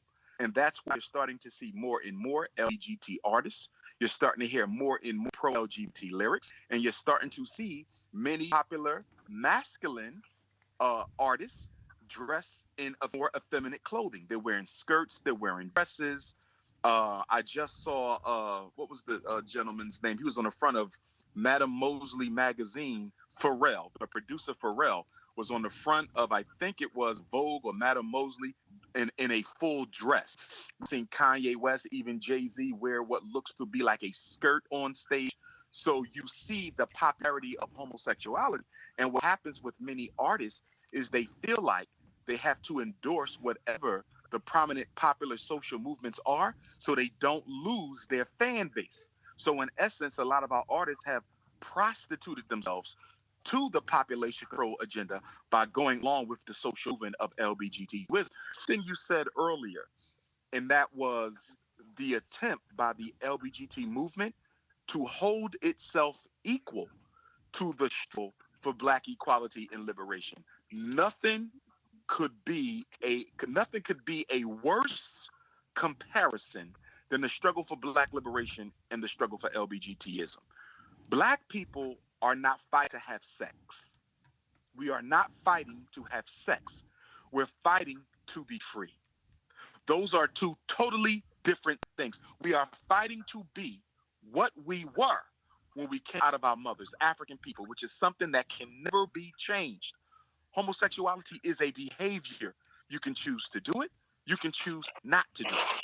You are African by birth. You can never choose to not be African. Although many of our people have been trying, it is impossible. Here is what I say to those of the LGBT community who like to equate their struggle with ours. Have homosexuals ever been systematically enslaved ever in human history? Have they been systematically executed in human history? Show me how LGBTs have been systematically dehumanized, enslaved, and exterminated simply for being who they are. There is no such parallel for what has happened to Africans as it relates to homosexuals. There's no such parallel as as in what has happened to Africans with any other population in the world. And we have to stop letting other races and other groups and other social movements hold themselves up to us as an equal, because when we do that, we disgrace our own liberation struggle. Ok. Donc, il faut savoir que d'un point de vue économique, l'industrie de la musique aux États-Unis, eh bien, c'est la deuxième plus grande source d'exportation pour le pays. Donc, la musique, c'est en fait une machine de propagande absolument colossale. Et les ennemis ont bien compris cela, donc ils viennent opter le hip-hop, en particulier le gangster rap, dans un seul but, c'est de contrôler ou de limiter la population. C'est pour cela qu'on se rend compte qu'il y a de plus en plus de rappeurs qui sont pro-LGBT. On voit des gens qui sont connus comme les Kanye West, comme les Jay-Z, comme les Pharrell, qui en couverture de magazines vont s'afficher en portant des robes. Et ces personnes-là, ces artistes-là, le font parce qu'ils savent que les personnes qui écoutent leur musique sont parfois du mouvement LGBT. Alors pour ne pas perdre des fans, ils veulent s'associer à leur code vestimentaire. Alors, on se rend aussi compte qu'il y a des gens qui veulent en général comparer le combat des LGBT avec le combat kamite. Mais en fait, ce combat, il n'est pas le même, il n'est pas égal. Parce que nous, en tant que kamite, on ne se bat pas pour avoir accès au sexe. Nous, on se bat pour notre libération. On se bat pour être libre de la manière dont on était sorti en Afrique. Donc ça, ce sont deux choses qu'il faut absolument expliquer. Pourquoi ? Parce que un homosexuel, un LGBT peut choisir son orientation sexuelle. Mais le kamite n'a pas le choix. Il n'est kamite, il ne sait pas choisir d'être kamite. Bien qu'il y en a parmi nous qui veulent se casser la figure en faisant cet exercice, le kamite, il n'a pas le choix. Quand il est kamite, eh bien, il est né kamite pour toute sa vie. Alors, ceux qui veulent comparer le combat des kamites avec le combat des LGBT, ils se pensent que ce n'est pas correct. Pourquoi ? Parce que d'un point de vue historique, il n'y a jamais eu l'égalité, par exemple, ou des homosexuels qui ont été mis en esclavage, qui ont été exécutés, qui ont été exterminés, comme le peuple kamite a été. Donc, il n'est pas correct de faire le parallélisme entre les deux formes de combat, parce que si on compare ces deux-là, alors on se ment à soi-même. Ok, j'ai bien pris. Donc ici, ils se battent pour une pratique sexuelle, hein. Mais ils ne se battent pas pour leur survie. Ils se battent juste parce qu'ils veulent faire un truc, quoi. Donc c'est pas le même combat.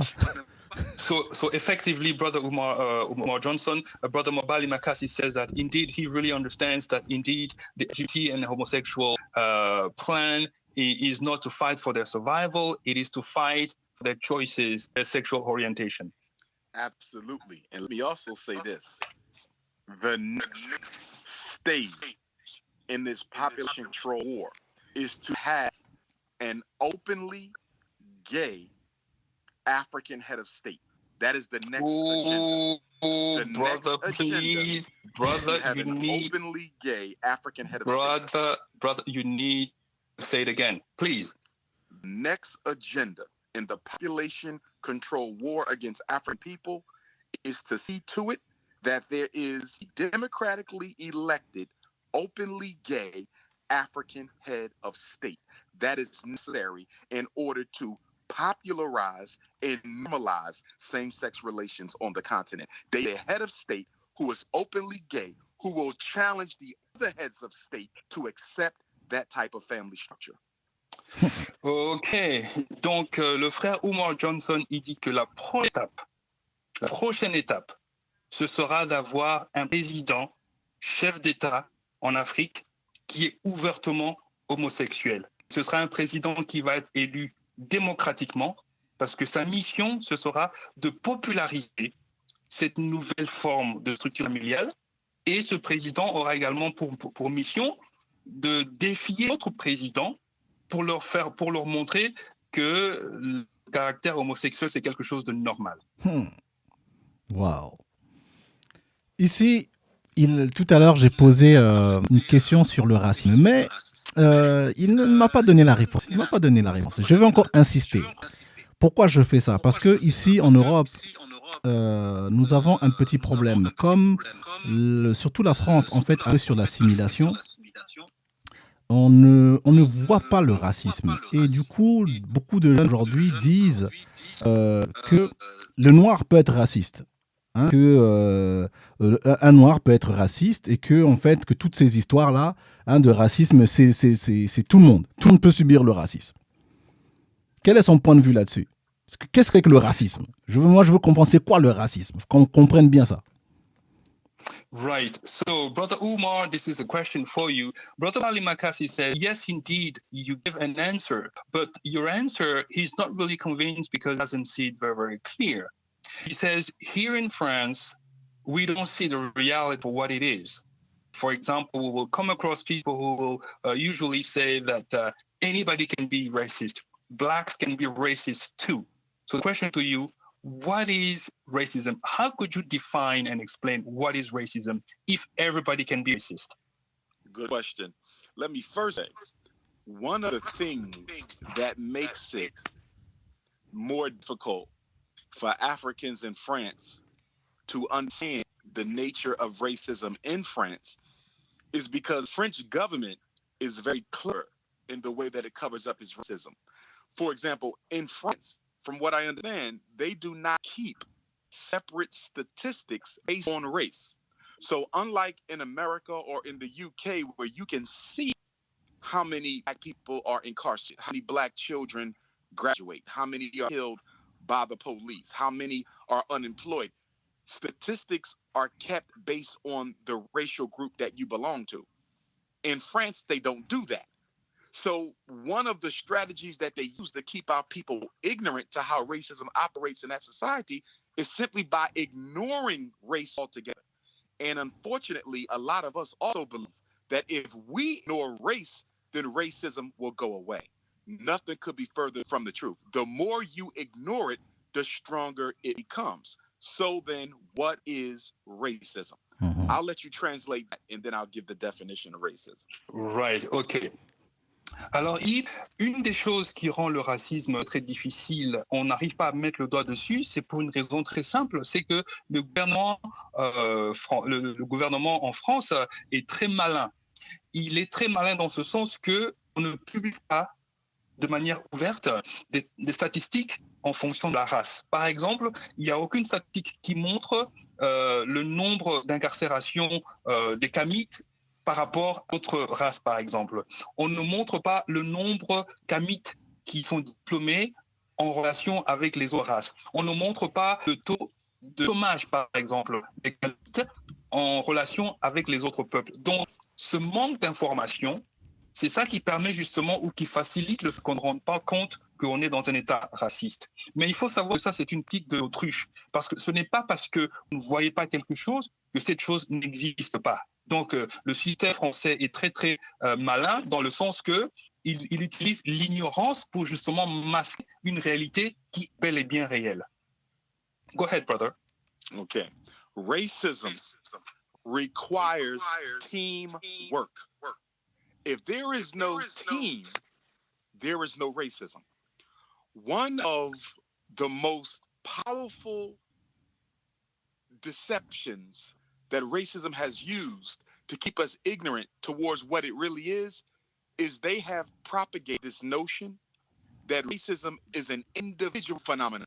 Individuals are racist. And so what they do in movies, music, magazines, media, they constantly show us individuals who are racist because of their attitude towards African people. But what they don't like to show you is the fact that that individual does not work alone. He or she is part of a complex system of power that's used to systematically disempower an entire other group of people. Racism is a system. It is a group.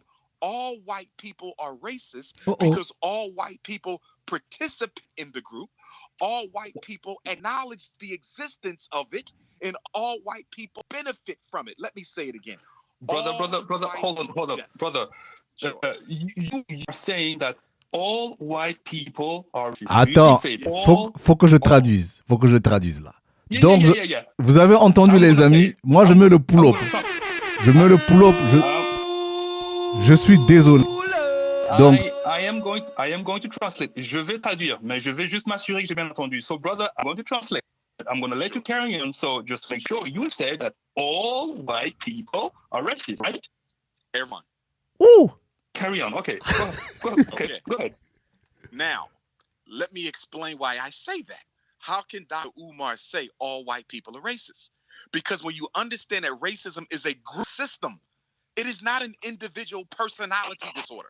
Racism is not an individual personality disorder. Racism is a group system that is implemented in order to deprive another group of people of resources and opportunities. Let me say it again. It is the deprivation of resources and opportunities. In order for racism to be effective, all white people must participate directly or indirectly, consciously or unconsciously, knowingly or unknowingly. For example, when a white liberal sees another white person do something to disadvantage a black person, and they say nothing, they have just supported racism. In their mind, they didn't, because they were not involved in the incident. But you saw it and you did nothing about it. So racism is both aggressive and it is also passive. Ignoring the racism that other members of your system engage in also makes you a racist. If I'm watching a man rape a woman and I'm standing there watching him rape the woman, even though I'm not raping the woman, I'm just as guilty as he is because I'm not doing anything about it. mhm. Oh, whoa. Brother, let me translate it. This is powerful. This is amazing. This is powerful. OK. So, donc le frère Umar Johnson, il dit ceci: le racisme, c'est un travail d'équipe. Il n'y a pas d'équipe, il n'y a pas de racisme. Donc, le plus grand mensonge qui a été propagé depuis toute l'histoire par rapport à ce phénomène, c'est que le racisme, quelque chose, c'est une manifestation individuelle. On voit ça dans les magazines, on voit ça dans les films, on voit en général, c'est un individu qui aurait commis un acte de racisme. Mais il dit ceci, que le racisme ne marche pas quand on est tout seul. Donc le racisme, c'est un système très très compliqué, mais c'est un système de pouvoir. Et ce système est mis en place pour empêcher un autre groupe d'avoir accès à ses propres ressources, à être libre. Et donc de ce fait-là, Dr. Umar Johnson, il dit ceci, que toute personne de race blanche est raciste. Je répète, toute personne de race blanche est raciste. Pourquoi? Parce que pour que le racisme puisse fonctionner, il faut la participation du groupe.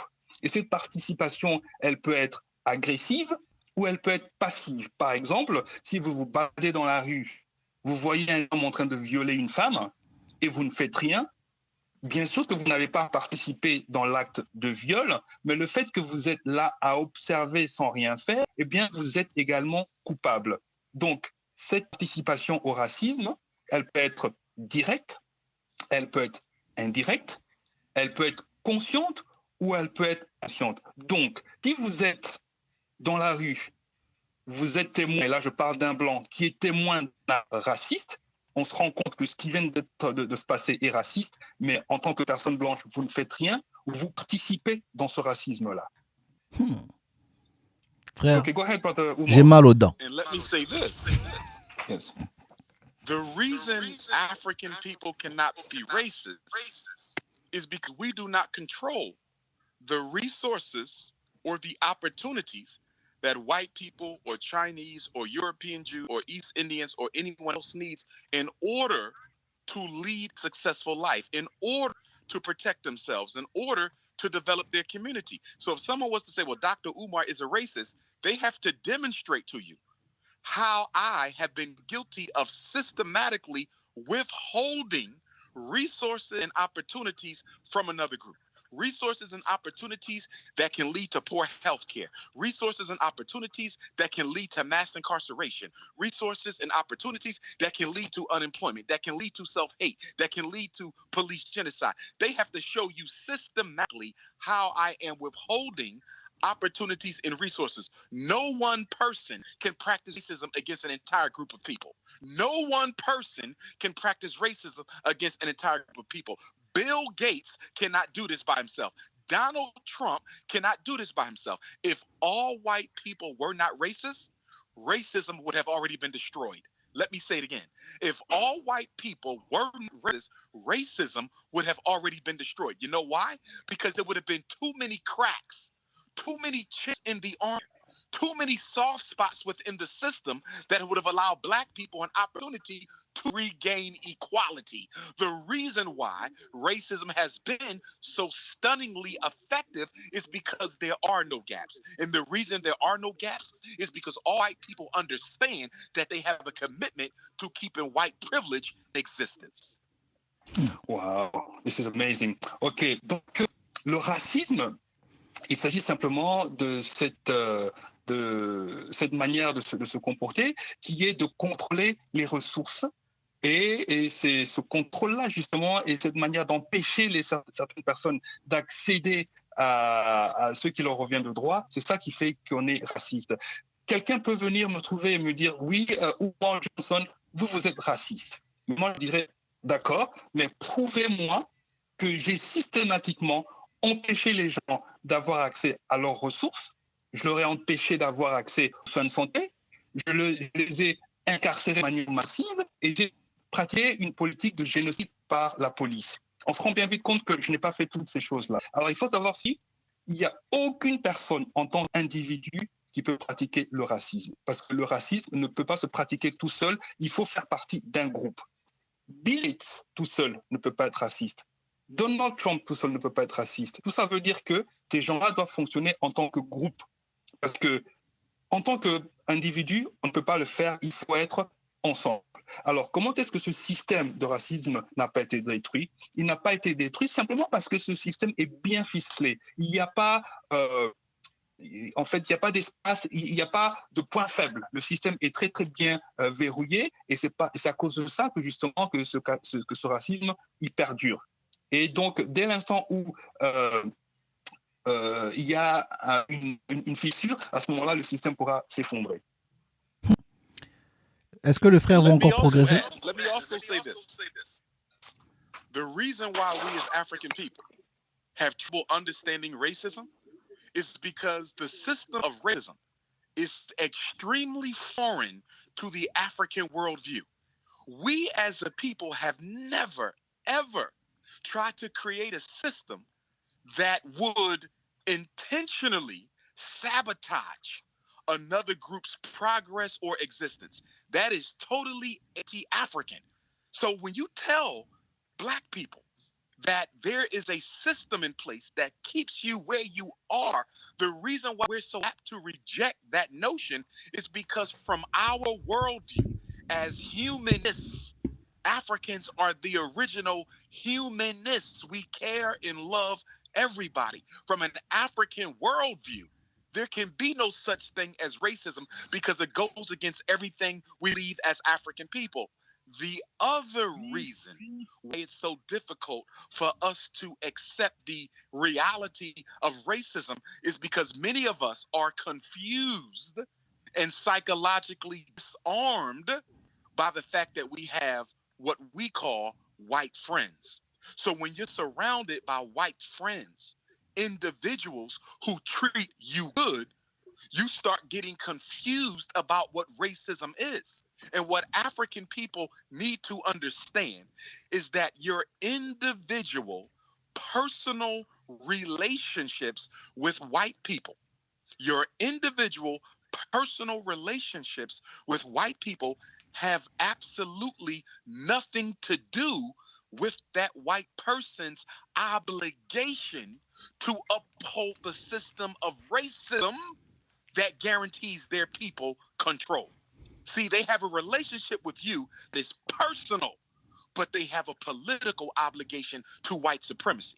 So no matter how good they may be to you, at the end of the day, they have a political obligation to their race to make sure that they stay in control. Wow, unbelievable. OK. Wow, fantastique, fantastique. Les amis, il faut liker parce que ça dislike là. Il y a des gens qui n'aiment pas le discours. Donc allez-y à fond. Allez-y à fond.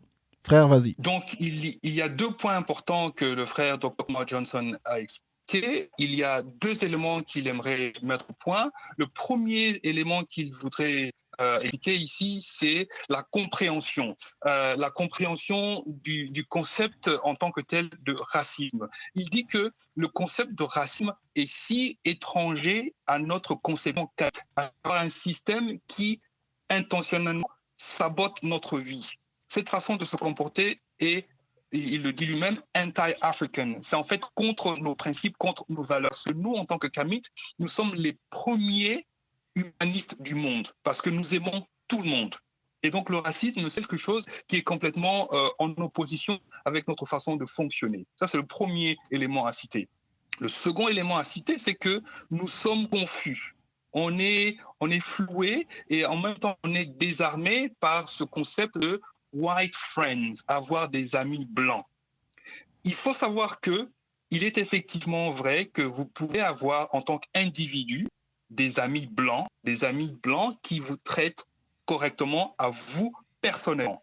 Mais en même temps que cet ami blanc vous traite correctement en tant qu'individu dans votre relation personnelle, ce même blanc, eh bien, il a une obligation politique envers sa race, à savoir que sa race doit maintenir le contrôle pour que ce système de racisme puisse continuer. Donc, en fait, en même temps que cet ami blanc est en relation correcte avec vous, en même temps, il a une obligation politique envers sa race. Exact. Ce qui explique... In fact, let me give a quick analogy. Very simple one. Two competing armies on the battlefield. A ceasefire is called. One soldier from Army 1 and one soldier from Army 2 sit down and have a cup of tea together. They do not fight. They talk. They share good times. They talk about war. 2 hours later, they are notified the ceasefire is over and the war is back on. Soldier 1 ends up murdering Soldier 2 because Soldier 1 messaged first that the ceasefire was over and he ordinarily took out his pistol and he murdered Soldier 2. The mistake that Soldier number 2 made was he thought that he had a personal friendship with Soldier 1. He did not understand that the only reason why he had coffee is because there was a temporary ceasefire, and the minute that ceasefire ended, so did your life. Right. Okay. Donc le frère Umar donne ici un exemple absolument éloquent. Il dit, je vais donner un exemple, vous avez 2 armées, et ces 2 armées sont en train de battre. À un moment donné, il y a un cessez-le-feu. Et dans le cessez-le-feu, il y a le soldat numéro 1 et le soldat numéro 2, à cause du cessez-le-feu, sont et commencent à boire un pot ensemble. À un moment donné, il y a un ordre qui a été donné que la bataille doit reprendre. Et tout à coup, soldat numéro 1, il tue le soldat numéro 2. Eh bien, qu'est-ce qui s'est passé? Il s'est passé que le soldat numéro 2 a commis une erreur majeure, une grande erreur.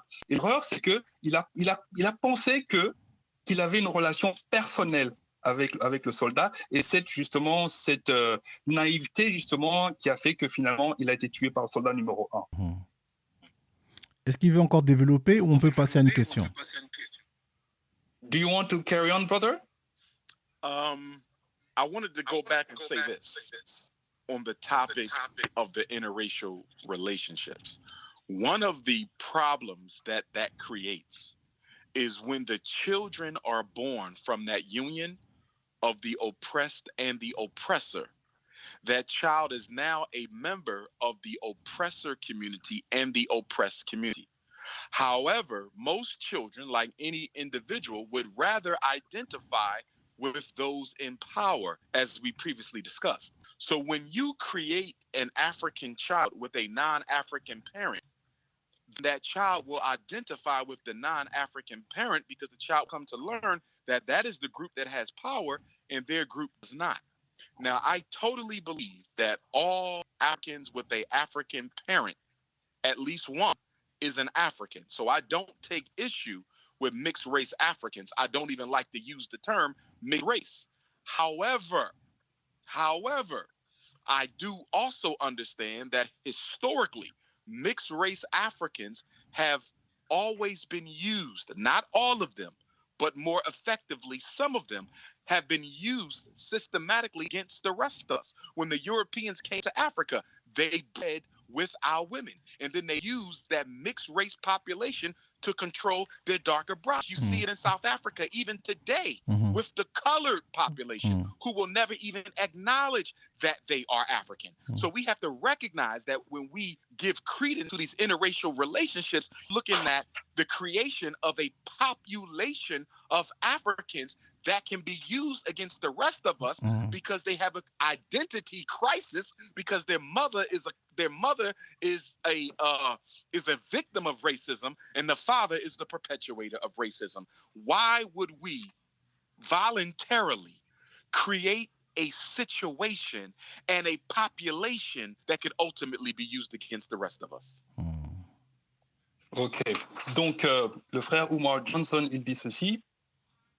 Le pire, c'est lorsque deux parents de races différentes ont des enfants.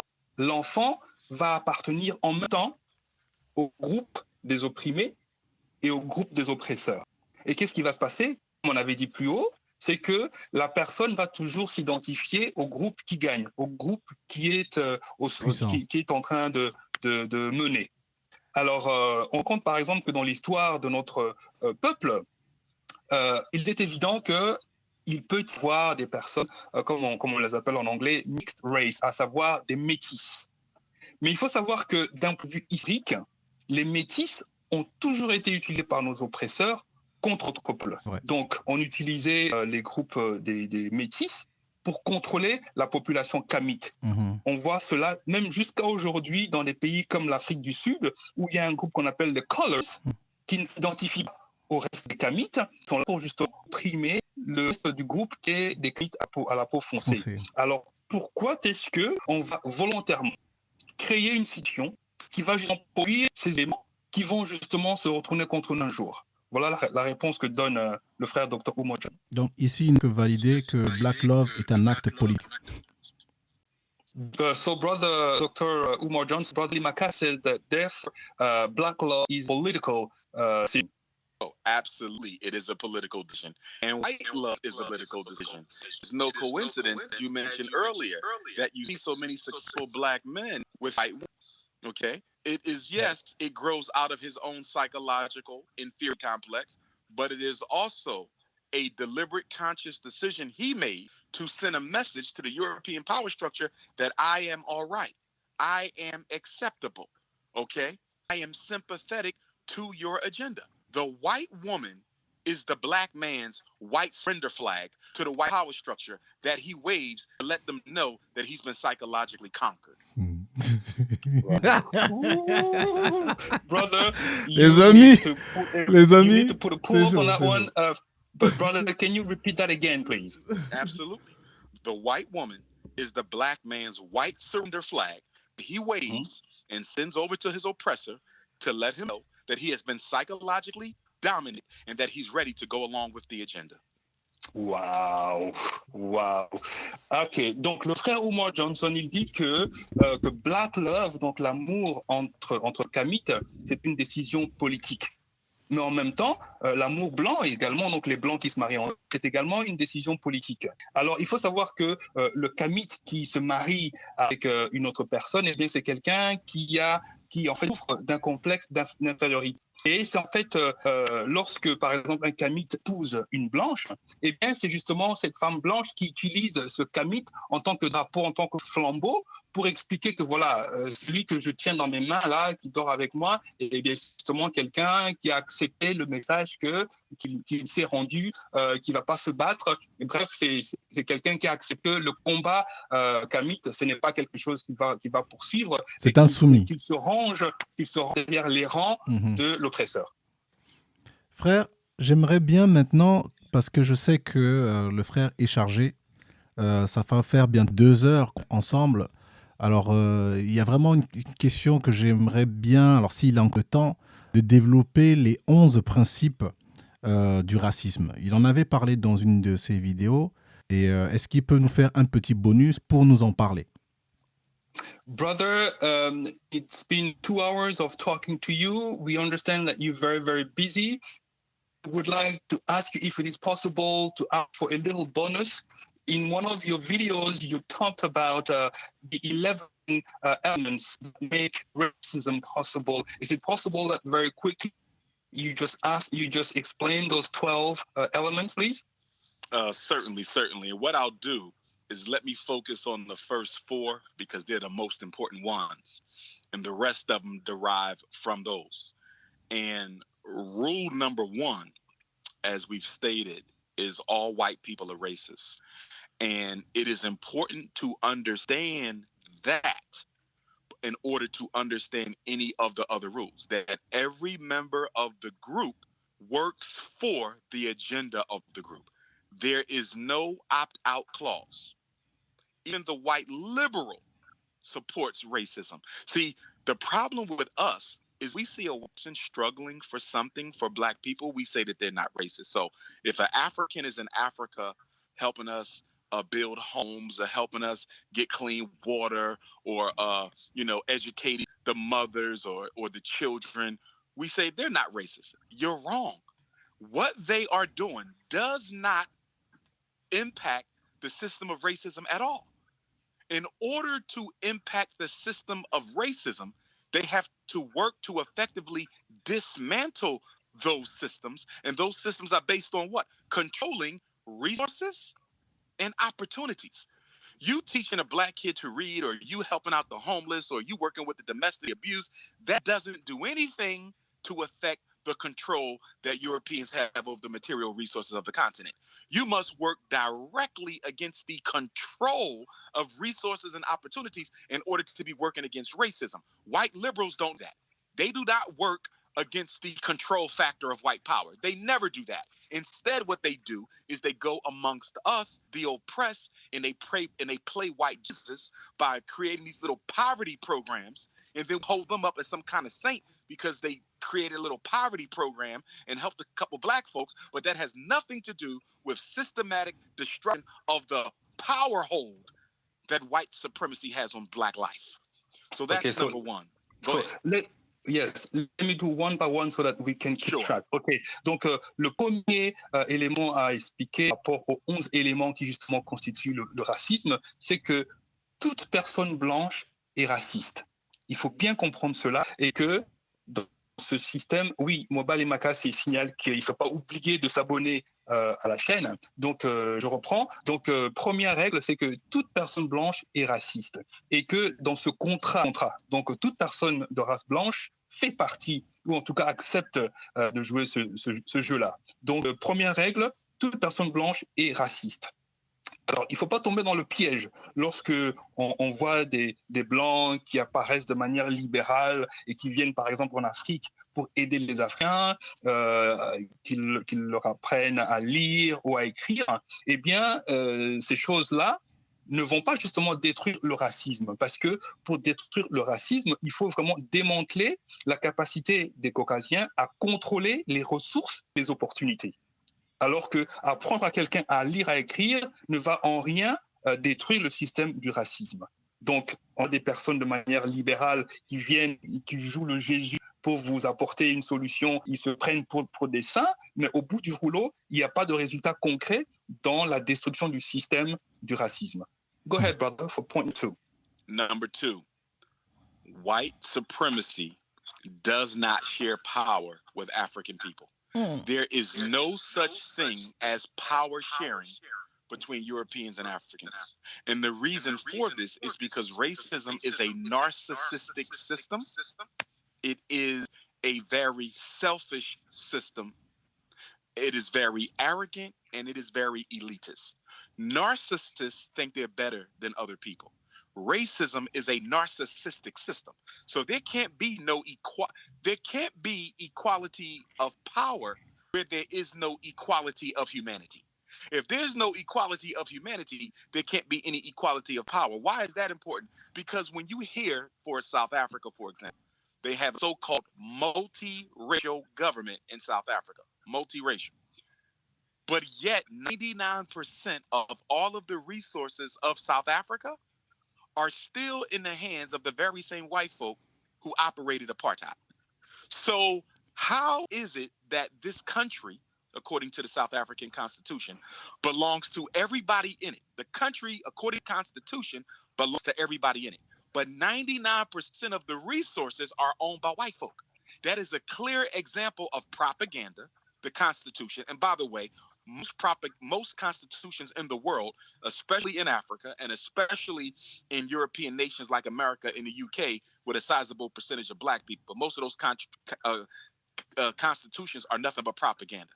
So you have the propaganda saying South Africa belongs to all who are in it, but the reality is that the Europeans who controlled all the resources before apartheid fell still control all the resources after apartheid fell. Mm-hmm. Here in America, for example, a lot of our inner cities are being gentrified. They're being ethnically cleansed of black people. White people are taking them back over. I'm from North Philadelphia. They're doing the same thing here. But they're saying that we're going to share in the community together. That is a lie. Racism does not share with Africans. There is no such thing as a power sharing between Europeans and Africans. And whenever you hear that, you know it's nonsense. Let me give you an example. In Africa, there's a lot of corporations that are operating in African countries, and the heads of state are telling its citizens in Africa that we are going to power share the African government with this European corporation. We're going to power share over the electricity. We're going to power share over the drinkable water. We're going to power share over the raising of crops. We're going to power share over the import and export. That is a lie. White people don't share power with blacks. There's no such thing as power sharing. And anytime we ever shared power before it was all over, and they had it all. Right, ok. Donc le deuxième point, c'est que dans le système du racisme, il n'y a pas de partage de pouvoir. Parce que ce système-là a été mis au point de sorte que les Blancs ne partagent pas le pouvoir avec les Noirs. Mm-hmm. Alors ce système est narcissique. Ce système égoïste. Ce système, il est arrogant. Ce système est élitiste. Pourquoi ? Parce que si vous avez un groupe de personnes qui se croient meilleurs, qui se croient plus intelligents ou supérieurs aux autres, il est évident qu'il ne va pas participer à un partage de pouvoir avec les autres parce que c'est pas un système qui, à la base, est égalitaire. Mm-hmm. Alors, on regarde, par exemple, la réalité dans des pays de l'Afrique du Sud.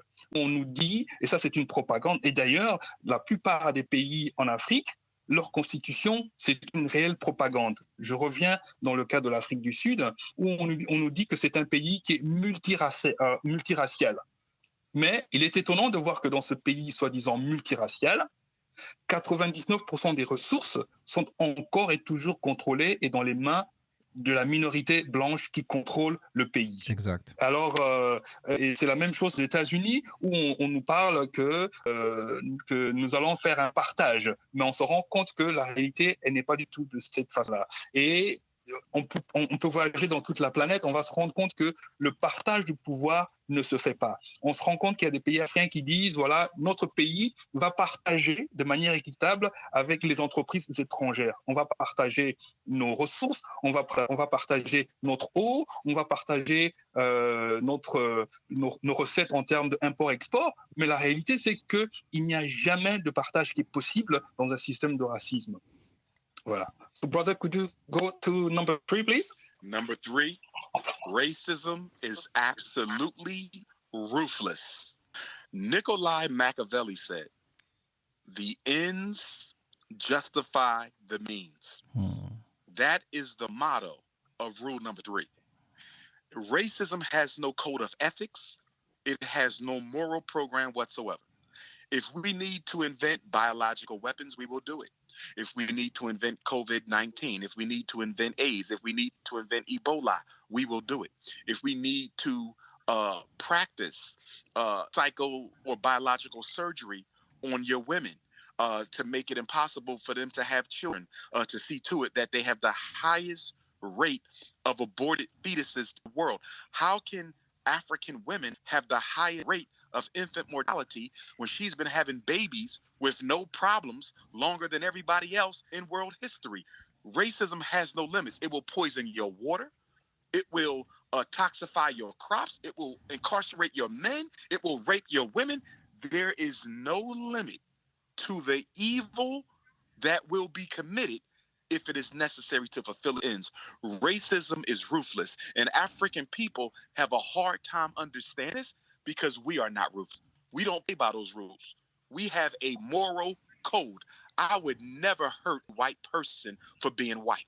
I would help a white person if I could. I would help anybody if I could because I am an African and that's who we are. And we don't have to change who we are either. And I want to say that because in the United States in particular, there is a growing philosophy that some of our brothers have where they feel that we have to become just as ruthless as the European is in order to overcome white supremacy. I do not agree. I do not agree. African people should never stop being who we are. And we do not have to imitate our oppressor in order to become free of our oppressor. But we do need to understand that he plays by a rule book that does not have a moral code. Ok, donc, règle numéro 3, c'est la suivante, c'est que le racisme, c'est un système sans pitié. À savoir que c'est un système où la fin justifie les moyens. Donc, il n'y a pas de règles, il n'y a pas d'éthique. Et quand on a ce système où il n'y a pas de pitié, ce n'est pas étonnant qu'on a le Covid, qu'on a le sida, qu'on a l'Ebola, qu'on met au point des programmes pour rendre les femmes infertiles. Ce sont des situations où on empoisonne l'eau, ce sont des situations où on viole les femmes. Donc on se rend bien vite compte que ce système, c'est un système qui n'a pas de pitié parce qu'il n'y a pas de code moral. Alors moi, personnellement, Umar Johnson, je ne vais jamais faire de mal ou heurter un blanc juste parce qu'il est blanc. Parce que ça ne fait pas partie de notre façon de fonctionner. Et on se rend compte aussi qu'aux États-Unis, de plus en plus, on voit une nouvelle tendance qui apparaît. Cette tendance, c'est qu'on a des frères qui disent, voilà, pour contrecarrer le racisme, pour mettre fin à ce système, eh bien, il faut qu'on soit aussi sans pitié comme le font les Blancs. En fait, moi, je ne suis pas d'accord. Nous, en tant que Kamites, on doit rester qui nous sommes. On doit rester tel que nous sommes et il ne faut pas juste, parce qu'eux sont sans pitié, que nous soyons également sans pitié. Nous avons des valeurs et on doit adhérer à ces valeurs-là. Attends, je peux juste poser une question. Je sais que peut-être ça va rallonger le débat, mais j'ai quand même un petit doute parce que ici, l'expérience nous a prouvé que les Occidentaux n'ont peur que de deux choses, l'argent et le sang. C'est à partir du moment où vous êtes une force économique ou à partir du moment où vous êtes capable de les tuer, on va dire, pour être très clair, que le respect s'installe. Alors que nous, les Africains, nous n'avons ni l'un ni l'autre. Brother Umar John, Brother MOBALI MAKASI says he's not really sure about that third point because he says that one thing that really makes our oppressors really understand is that because they function on two principles, money and blood, Brother MOBALI MAKASI says, but in fact, one way for them to respect us will be to take their lives. So what do you think? Okay. I didn't say that African people don't go to war. You will have to fight. Oh, yes. Make no mistake. You will have to. But what I am saying is that we would never create a biological weapon that would make it impossible for white girls to have children. We would never kidnap all white boys and subject them to torture and rape and brutality. We wouldn't do that. That is against our code as African people. That is totally different than war. Your need to destroy your enemy in order to protect your own nation. That is different. We will have to go to war.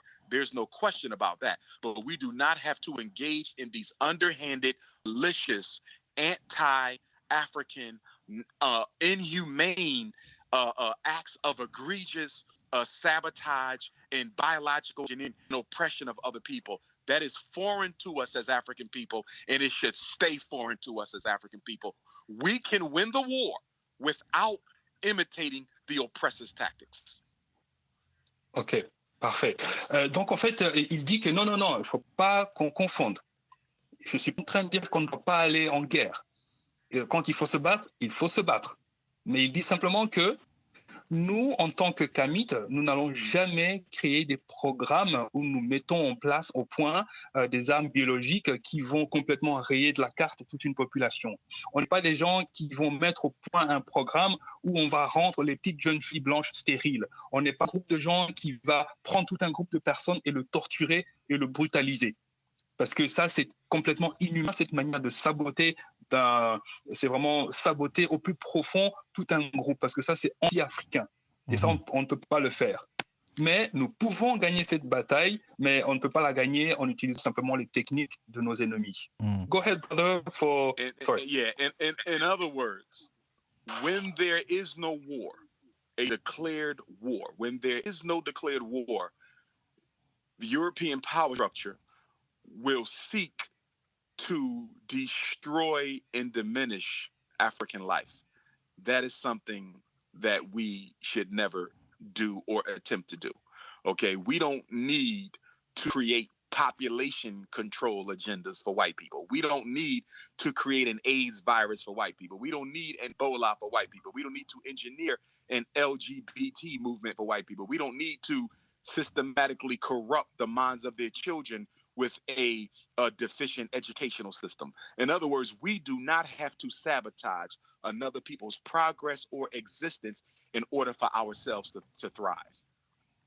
Donc le frère continue, il explique, il dit que nous sommes un peuple qui ne doit pas se rabaisser à faire exactement comme ce que les ennemis font, à savoir limiter ou contrôler notre population, venir avec des armes comme Ebola, utiliser projet LBT, corrompre la mentalité des petits enfants blancs, saboter leur existence et leur façon de vivre. Ce sont des choses que nous ne pouvons pas, en tout cas, revendiquer parce que c'est contre notre nature. Alors, il dit ceci que lorsqu'il n'y a pas de guerre, eh bien, le Caucasien, en fait, il va profiter de cette situation où il n'y a pas de guerre pour justement détruire la vie du Kami.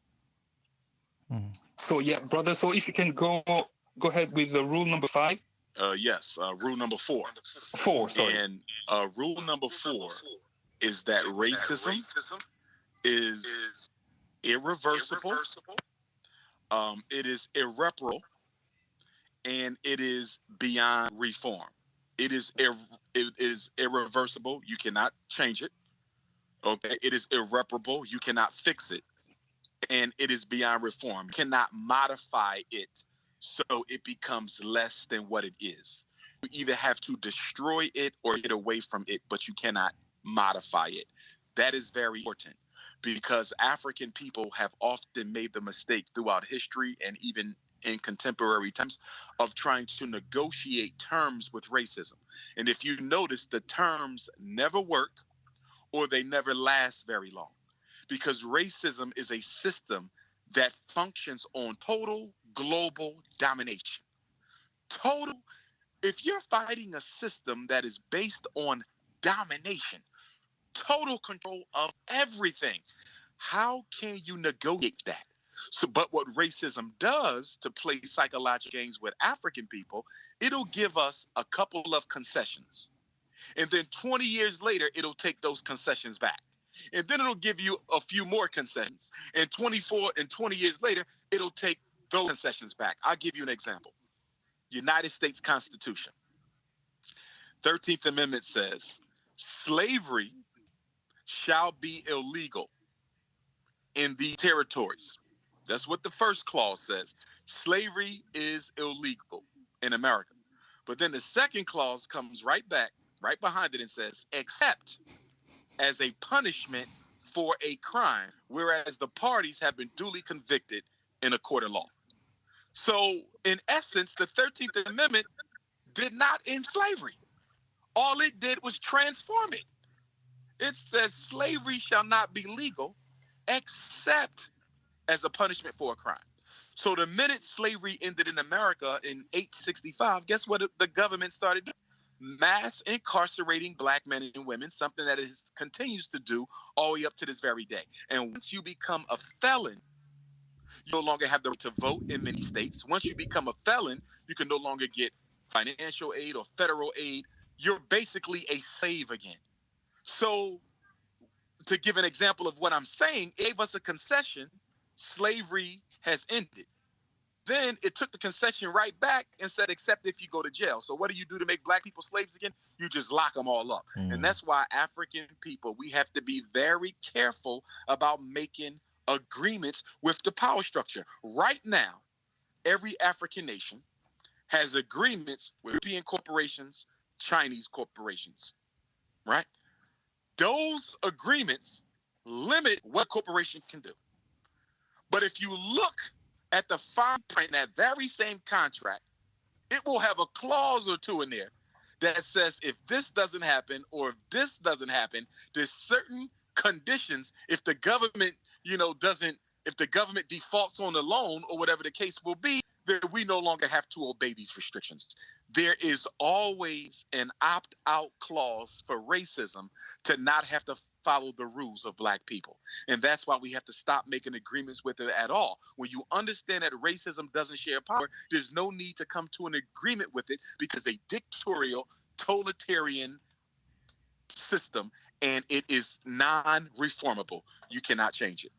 People have tried. You cannot change it. Destroy it or get away from it. Racism cannot be reformed. OK. Point numéro 4, c'est que le racisme, il est irréversible, il est irréparable et on ne peut pas le reformer. Alors, il faut savoir que la seule façon de tirer l'épingle du jeu, c'est soit de détruire le racisme ou s'en éloigner. Mais si vous tombez dans le piège de négociation, c'est à ce moment-là que vous allez vous faire prendre. Parce qu'il faut bien retenir ceci, que le racisme, c'est un système de domination globale, totale, de tout ce qu'il y a autour de nous. Donc, lorsque vous êtes face à un système d'une telle carrure, eh bien, il n'est pas possible de faire des concessions ou de négocier. Un exemple. Dans le cas des États-Unis, il y a le 13e amendement, par exemple, qui dit qu'il est illégal de pratiquer l'esclavage aux États-Unis. Mais le 2e paragraphe, il dit que l'exception à cette règle, c'est que lorsqu'on a commis un crime. Donc, on se rend bien vite compte que le système qui rend l'esclavage illégal, en fait, n'est pas illégal parce que on peut encore pratiquer l'esclavage si vous avez commis un crime et on vous a trouvé coupable. Et donc, ce n'est pas étonnant que, du coup, il y a l'incarcération de masse aux États-Unis où le système est très, très futé, dans le sens où, si vous avez été en prison, eh bien, vous n'avez plus accès à votre vie comme avant. Par exemple, vous n'avez pas accès à l'aide de l'État. Et donc, de par cette façon de fonctionner, on vous remet dans l'état d'esclavage une fois de plus. Et ça, le système du racisme, il le fait très bien. Il met certaines règles, mais en petit écrit, il y a toujours des petites règles qui font que le raciste ou le système raciste peut se tirer, en tout cas tirer son épingle du jeu, parce que c'est un petit peu comme dans le 3e amendement, le racisme est illégal, mais dans le cas où vous êtes criminel, coupable, eh bien, on peut vous dans ce système de ce racisme, il joue ce rôle-là. Et nous, notre but du jeu, c'est justement de ne pas accepter de faire des accords, de faire des compromis. C'est soit détruire le système ou le balayer complètement. Exact. Go ahead, brother, for rule number 5. Rule number 5, and I'll let them be the last one, but when we do our part 2, we can finish the others. Yes. And rule number 5 is that racism is narcissistic. It cannot see through other people's eyes. It cannot take the perspective of its victims. It does not have heart. As African people who care about everybody, as I said, we will help white people. If I see a little white kid in trouble, I'm going to help him. I don't even think. I see a little white girl in trouble, I'm going to help her, because that's who we are. African people, we have a heart. We are the most humane people in the world. Okay, racism doesn't operate like that. Racism has no heart. You can cry, you can plead, you can explain yourself, you can pray. It's going to stop nothing. And black people need to understand, because I think we spend too much of our spiritual energy, too much of our psychological energy, and too much of our emotional energy making appeals to the system of racism, thinking that if we could just get the system to understand how much what they do hurts, that they will stop doing it. Nothing could be further from the truth. Racism is narcissistic. It cannot understand the pain that it inflicts on other people. OK. Dernier point, ton premier point, ça a été fait. Le dernier point numéro 5 ici, ce sera le dernier pour aujourd'hui. On reviendra pour les 6 points restants dans la partie numéro 2. Alors, le frère dit que le racisme est narcissique, à savoir que la victime, sa douleur, sa crainte, sa situation difficile est complètement ignorée. On ne vient pas en aide aux victimes lorsqu'on les maltraite. Il faut savoir que nous, en tant que Kamites, nous sommes un peuple qui est connu pour être un peuple qui a un cœur. Quand on voit quelqu'un qui souffre, on lui vient en aide. Quand on voit quelqu'un dans le besoin, on lui tend la main. Il faut savoir que le racisme, c'est un système qui n'a pas de cœur. Quand bien même vous allez prier, quand même vous allez supplier, il n'en a rien à faire. Le système raciste, lui, va continuer parce que c'est un rouleau compresseur qui est là pour écraser. Donc, on doit arrêter de perdre notre énergie en priant, en donnant. Rien ne va être fait. Donc, ça, c'était le 5 point. OK. Écoute, en tout cas, dis aux frères que vraiment cet échange, ça a été vraiment bénéfique parce qu'il y a extrêmement beaucoup de jeunes qui nous suivent de partout du continent. Et vraiment, c'était très, très important. C'est très, très important que le frère puisse donner son éclaircissement là-dessus. Et, vraiment, je ne sais pas, moi, personnellement, comment le remercier. Vraiment, voilà.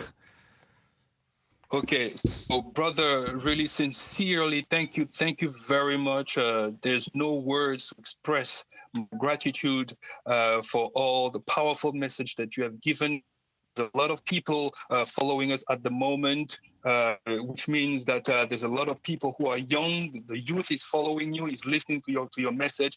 It's very good that you can share that kind of information. And so forever grateful and thank you for taking this time to speak with us today. Thank you, brothers. And I want to say I enjoyed the conversation. Looking forward to the next one. I was actually scheduled to be in Dakar, Senegal, the 25th through the 30th of this month of May of Pan-African Conference that I was invited to. However, due to the COVID outbreak, they have now decided to put the conference online. And in fact, I will be sure to text you the flyer for that online conference that will be held in Senegal. And I'm also hoping that at some point in the future, we can put together a Pan-African conference on the continent specifically for the Francophone countries, because I have been accused of ignoring the Francophone countries. And it's not intentional. It's just that most of my requests have historically come from the Anglophone countries. And although I have gotten a lot from the Francophone countries, for whatever reason, those requests tend not to pan out, as you can see with the Senegalese request, where everything was in order, but then this COVID outbreak had kicked off. So hopefully we can do a Pan-African conference in one of the Francophone countries, which will allow all of our brothers and sisters from the different French-speaking African countries to come together and talk about education and politics and economics and Black love and so forth and so on. That is something that I very much would like to be a part of, and or a tour throughout the Francophone countries to give brothers and sisters in Africa an opportunity to hear and engage with Dr. Umar Johnson. So that's something I'll be looking forward to. And let me also just let your listeners know that if they want to follow me on a social network, on Instagram, they can follow me at Dr. Umar Johnson, Drumar Johnson. The same thing on Twitter at Dr. Umar Johnson. And on Facebook, I use my Yoruba last name, Dr. Umar Ifa Tunde, Ifa Tunde. They can also message me, Dr. Umar Johnson at yahoo.com or at the site drumarjohnson.com. I am a school psychologist, a therapist, an educator. So if anybody has questions about their children, mental health, psychiatric medication, therapy, autism, learning problems, anything like that, please feel free to call on me and I will be anxious to serve you. Oui, donc lui aussi, Dr. Umar, est très content d'avoir participé à l'émission de ce soir. Il aimerait signaler que normalement, il était prévu qu'il soit au Sénégal, à Dakar, du 25 au 30 mai, donc dans quelques jours. Mais malheureusement, la réalité, oui, et c'était dans le but de participer à une conférence sur le panafricanisme, mais malheureusement, à cause du Covid, ça a été chamboulé, et donc maintenant, ce sera en ligne. Et il va en fait nous partager le flyer qu'il va nous envoyer. Et il se fait que, en général, les demandes qu'on lui faisait de participer à notre combat, c'était des demandes qui venaient du monde anglophone. Et donc, à cause de ça, il a été critiqué pendant longtemps de négliger la sphère francophone. Mais il s'avère qu'avec des programmes comme celui-ci, ça rend les choses possibles. Alors, lui, dans cette conférence qui va se faire en ligne, on parlera de l'éducation, on parlera de la politique, on parlera de notre contexte social, on parlera de Black Love. Et lui, dans sa réalité, dans sa vision, il rêve de faire une tournée des pays francophones parce qu'il aimerait entendre le peuple lui parler directement. Il aimerait que le peuple lui pose des questions. Alors, je ne sais pas si on m'entend toujours. Oui, je t'écoute, frère, je t'écoute. Oui, voilà. Donc, il dit qu'il est disponible. Si vous voulez interagir avec lui, il est disponible sur Instagram, donc @Dr.Umar Johnson. Il est également disponible sur Twitter, @Dr.Umar Johnson. Il est également disponible sur Facebook. Il utilise son nom Kamit, à savoir Dr. Umar Ifa Tunde. Ça, c'est pour son Facebook. Mais il est également disponible sur email, à savoir drumar@yahoo.com, et on peut lui poser toutes les questions. Si on a des problèmes, que ce soit de l'autisme, si on a des problèmes liés à l'apprentissage, quels que soient des problèmes comportementaux, Dr. Umar est disponible pour aider notre peuple et répondre à vos questions du mieux qu'il peut. Ok. Donc ici, nous avons commencé par un salut dans notre langue parce que toute l'émission, on l'a fait dans la langue du locoderme. Symboliquement, nous avons utilisé nos langues pour nous dire bonjour, et je vais aussi utiliser nos langues pour nous séparer en disant Matondo, Umar, et lui, donc j'espère qu'il va dire Matondo, Mobali. Okay, so Brother Umar, so we started this beautiful conversation with a greeting in African language, although we spend a lot of time speaking other people's languages. So now that we're going to close, Brother MOBALI MAKASI would like you to thank him in our African language. So we say Matondo, Matondo. So he just wants you to say Matondo MOBALI MAKASI. Matundo Mabali Makasi. Whoa! There you go. Thank you very much, brother. Thank you. Thank you so much. Merci, merci. So we'll be doing part 2 sometime soon. Will do. Merci. Okay, thank you very much. Take care. Merci Bye-bye. beaucoup. Voilà, les amis. Votre frère, j'ai fait ce que j'ai pu. J'espère vraiment que vous avez aimé, hein, et que vous avez pris des notes, parce que il y a beaucoup de choses qui ont été dites. Il faut qu'on y réfléchisse, parce qu'on n'a jamais abordé cette question du racisme, comment on appelle ça, du pouvoir blanc, entre parenthèses. On n'a jamais abordé ces questions-là de manière aussi profonde. Donc j'espère que vous avez pris des notes. Regardez ces travaux, regardez ces vidéos. Nous allons faire un deuxième volet. Donc là, c'est pas la fin, on va encore revenir.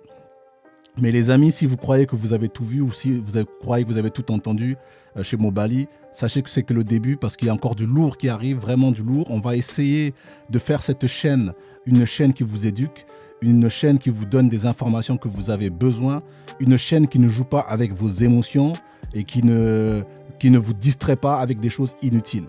Okay ? Donc on arrive avec du lourd. Surveillez à chaque fois là où c'est marqué communauté pour savoir qui sera le prochain. En général, comme je l'ai dit, hein, c'est au moins 1 jour ou 2 jours avant. Donc abonnez-vous à la chaîne pour ne pas louper les événements, et suivez mon Instagram ainsi que le Facebook. Je vais quand même remercier notre frère Thibaut qui a fait un travail énorme de traduction. Vraiment, le frère, je suis bouche bée, hein, comment il a pu à chaque fois mémoriser. Alors, je ne sais pas comment il s'y prend. Frère, tu es toujours là? Je ne sais pas si ça a coupé. Ah, il a dû couper. Allô? Ah. Alors, je sais pas, je vais essayer de le rappeler parce que je voudrais quand même le remercier de vive voix parce qu'il a fait vraiment, vraiment, vraiment un travail exceptionnel.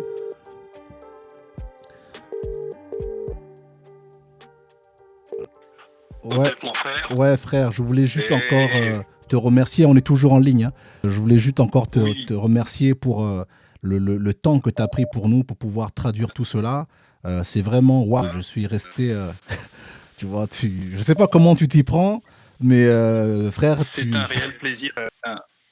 C'est un réel plaisir. Tu sais, on se bat pour notre cause. Tu sais, les gens peuvent rester assis et se dire mais qu'est-ce que je peux faire? Non, mais avec ce qu'on a, on peut faire quelque chose. Ceux qui parlent les langues, ben, ils doivent les utiliser pour la cause. Ceux qui savent dessiner, ben, ils doivent dessiner pour la cause. Ceux qui savent utiliser l'outil informatique, ben, il faut qu'ils l'utilisent pour la cause.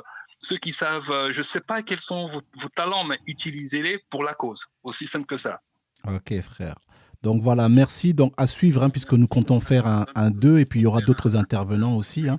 Mon frère, tu seras le traducteur officiel de la chaîne. Maintenant, c'est bon, hein. Moi, c'est signé. Ce sera un réel plaisir. Ce sera un réel plaisir, frère. Okay. Un réel plaisir. On est ensemble.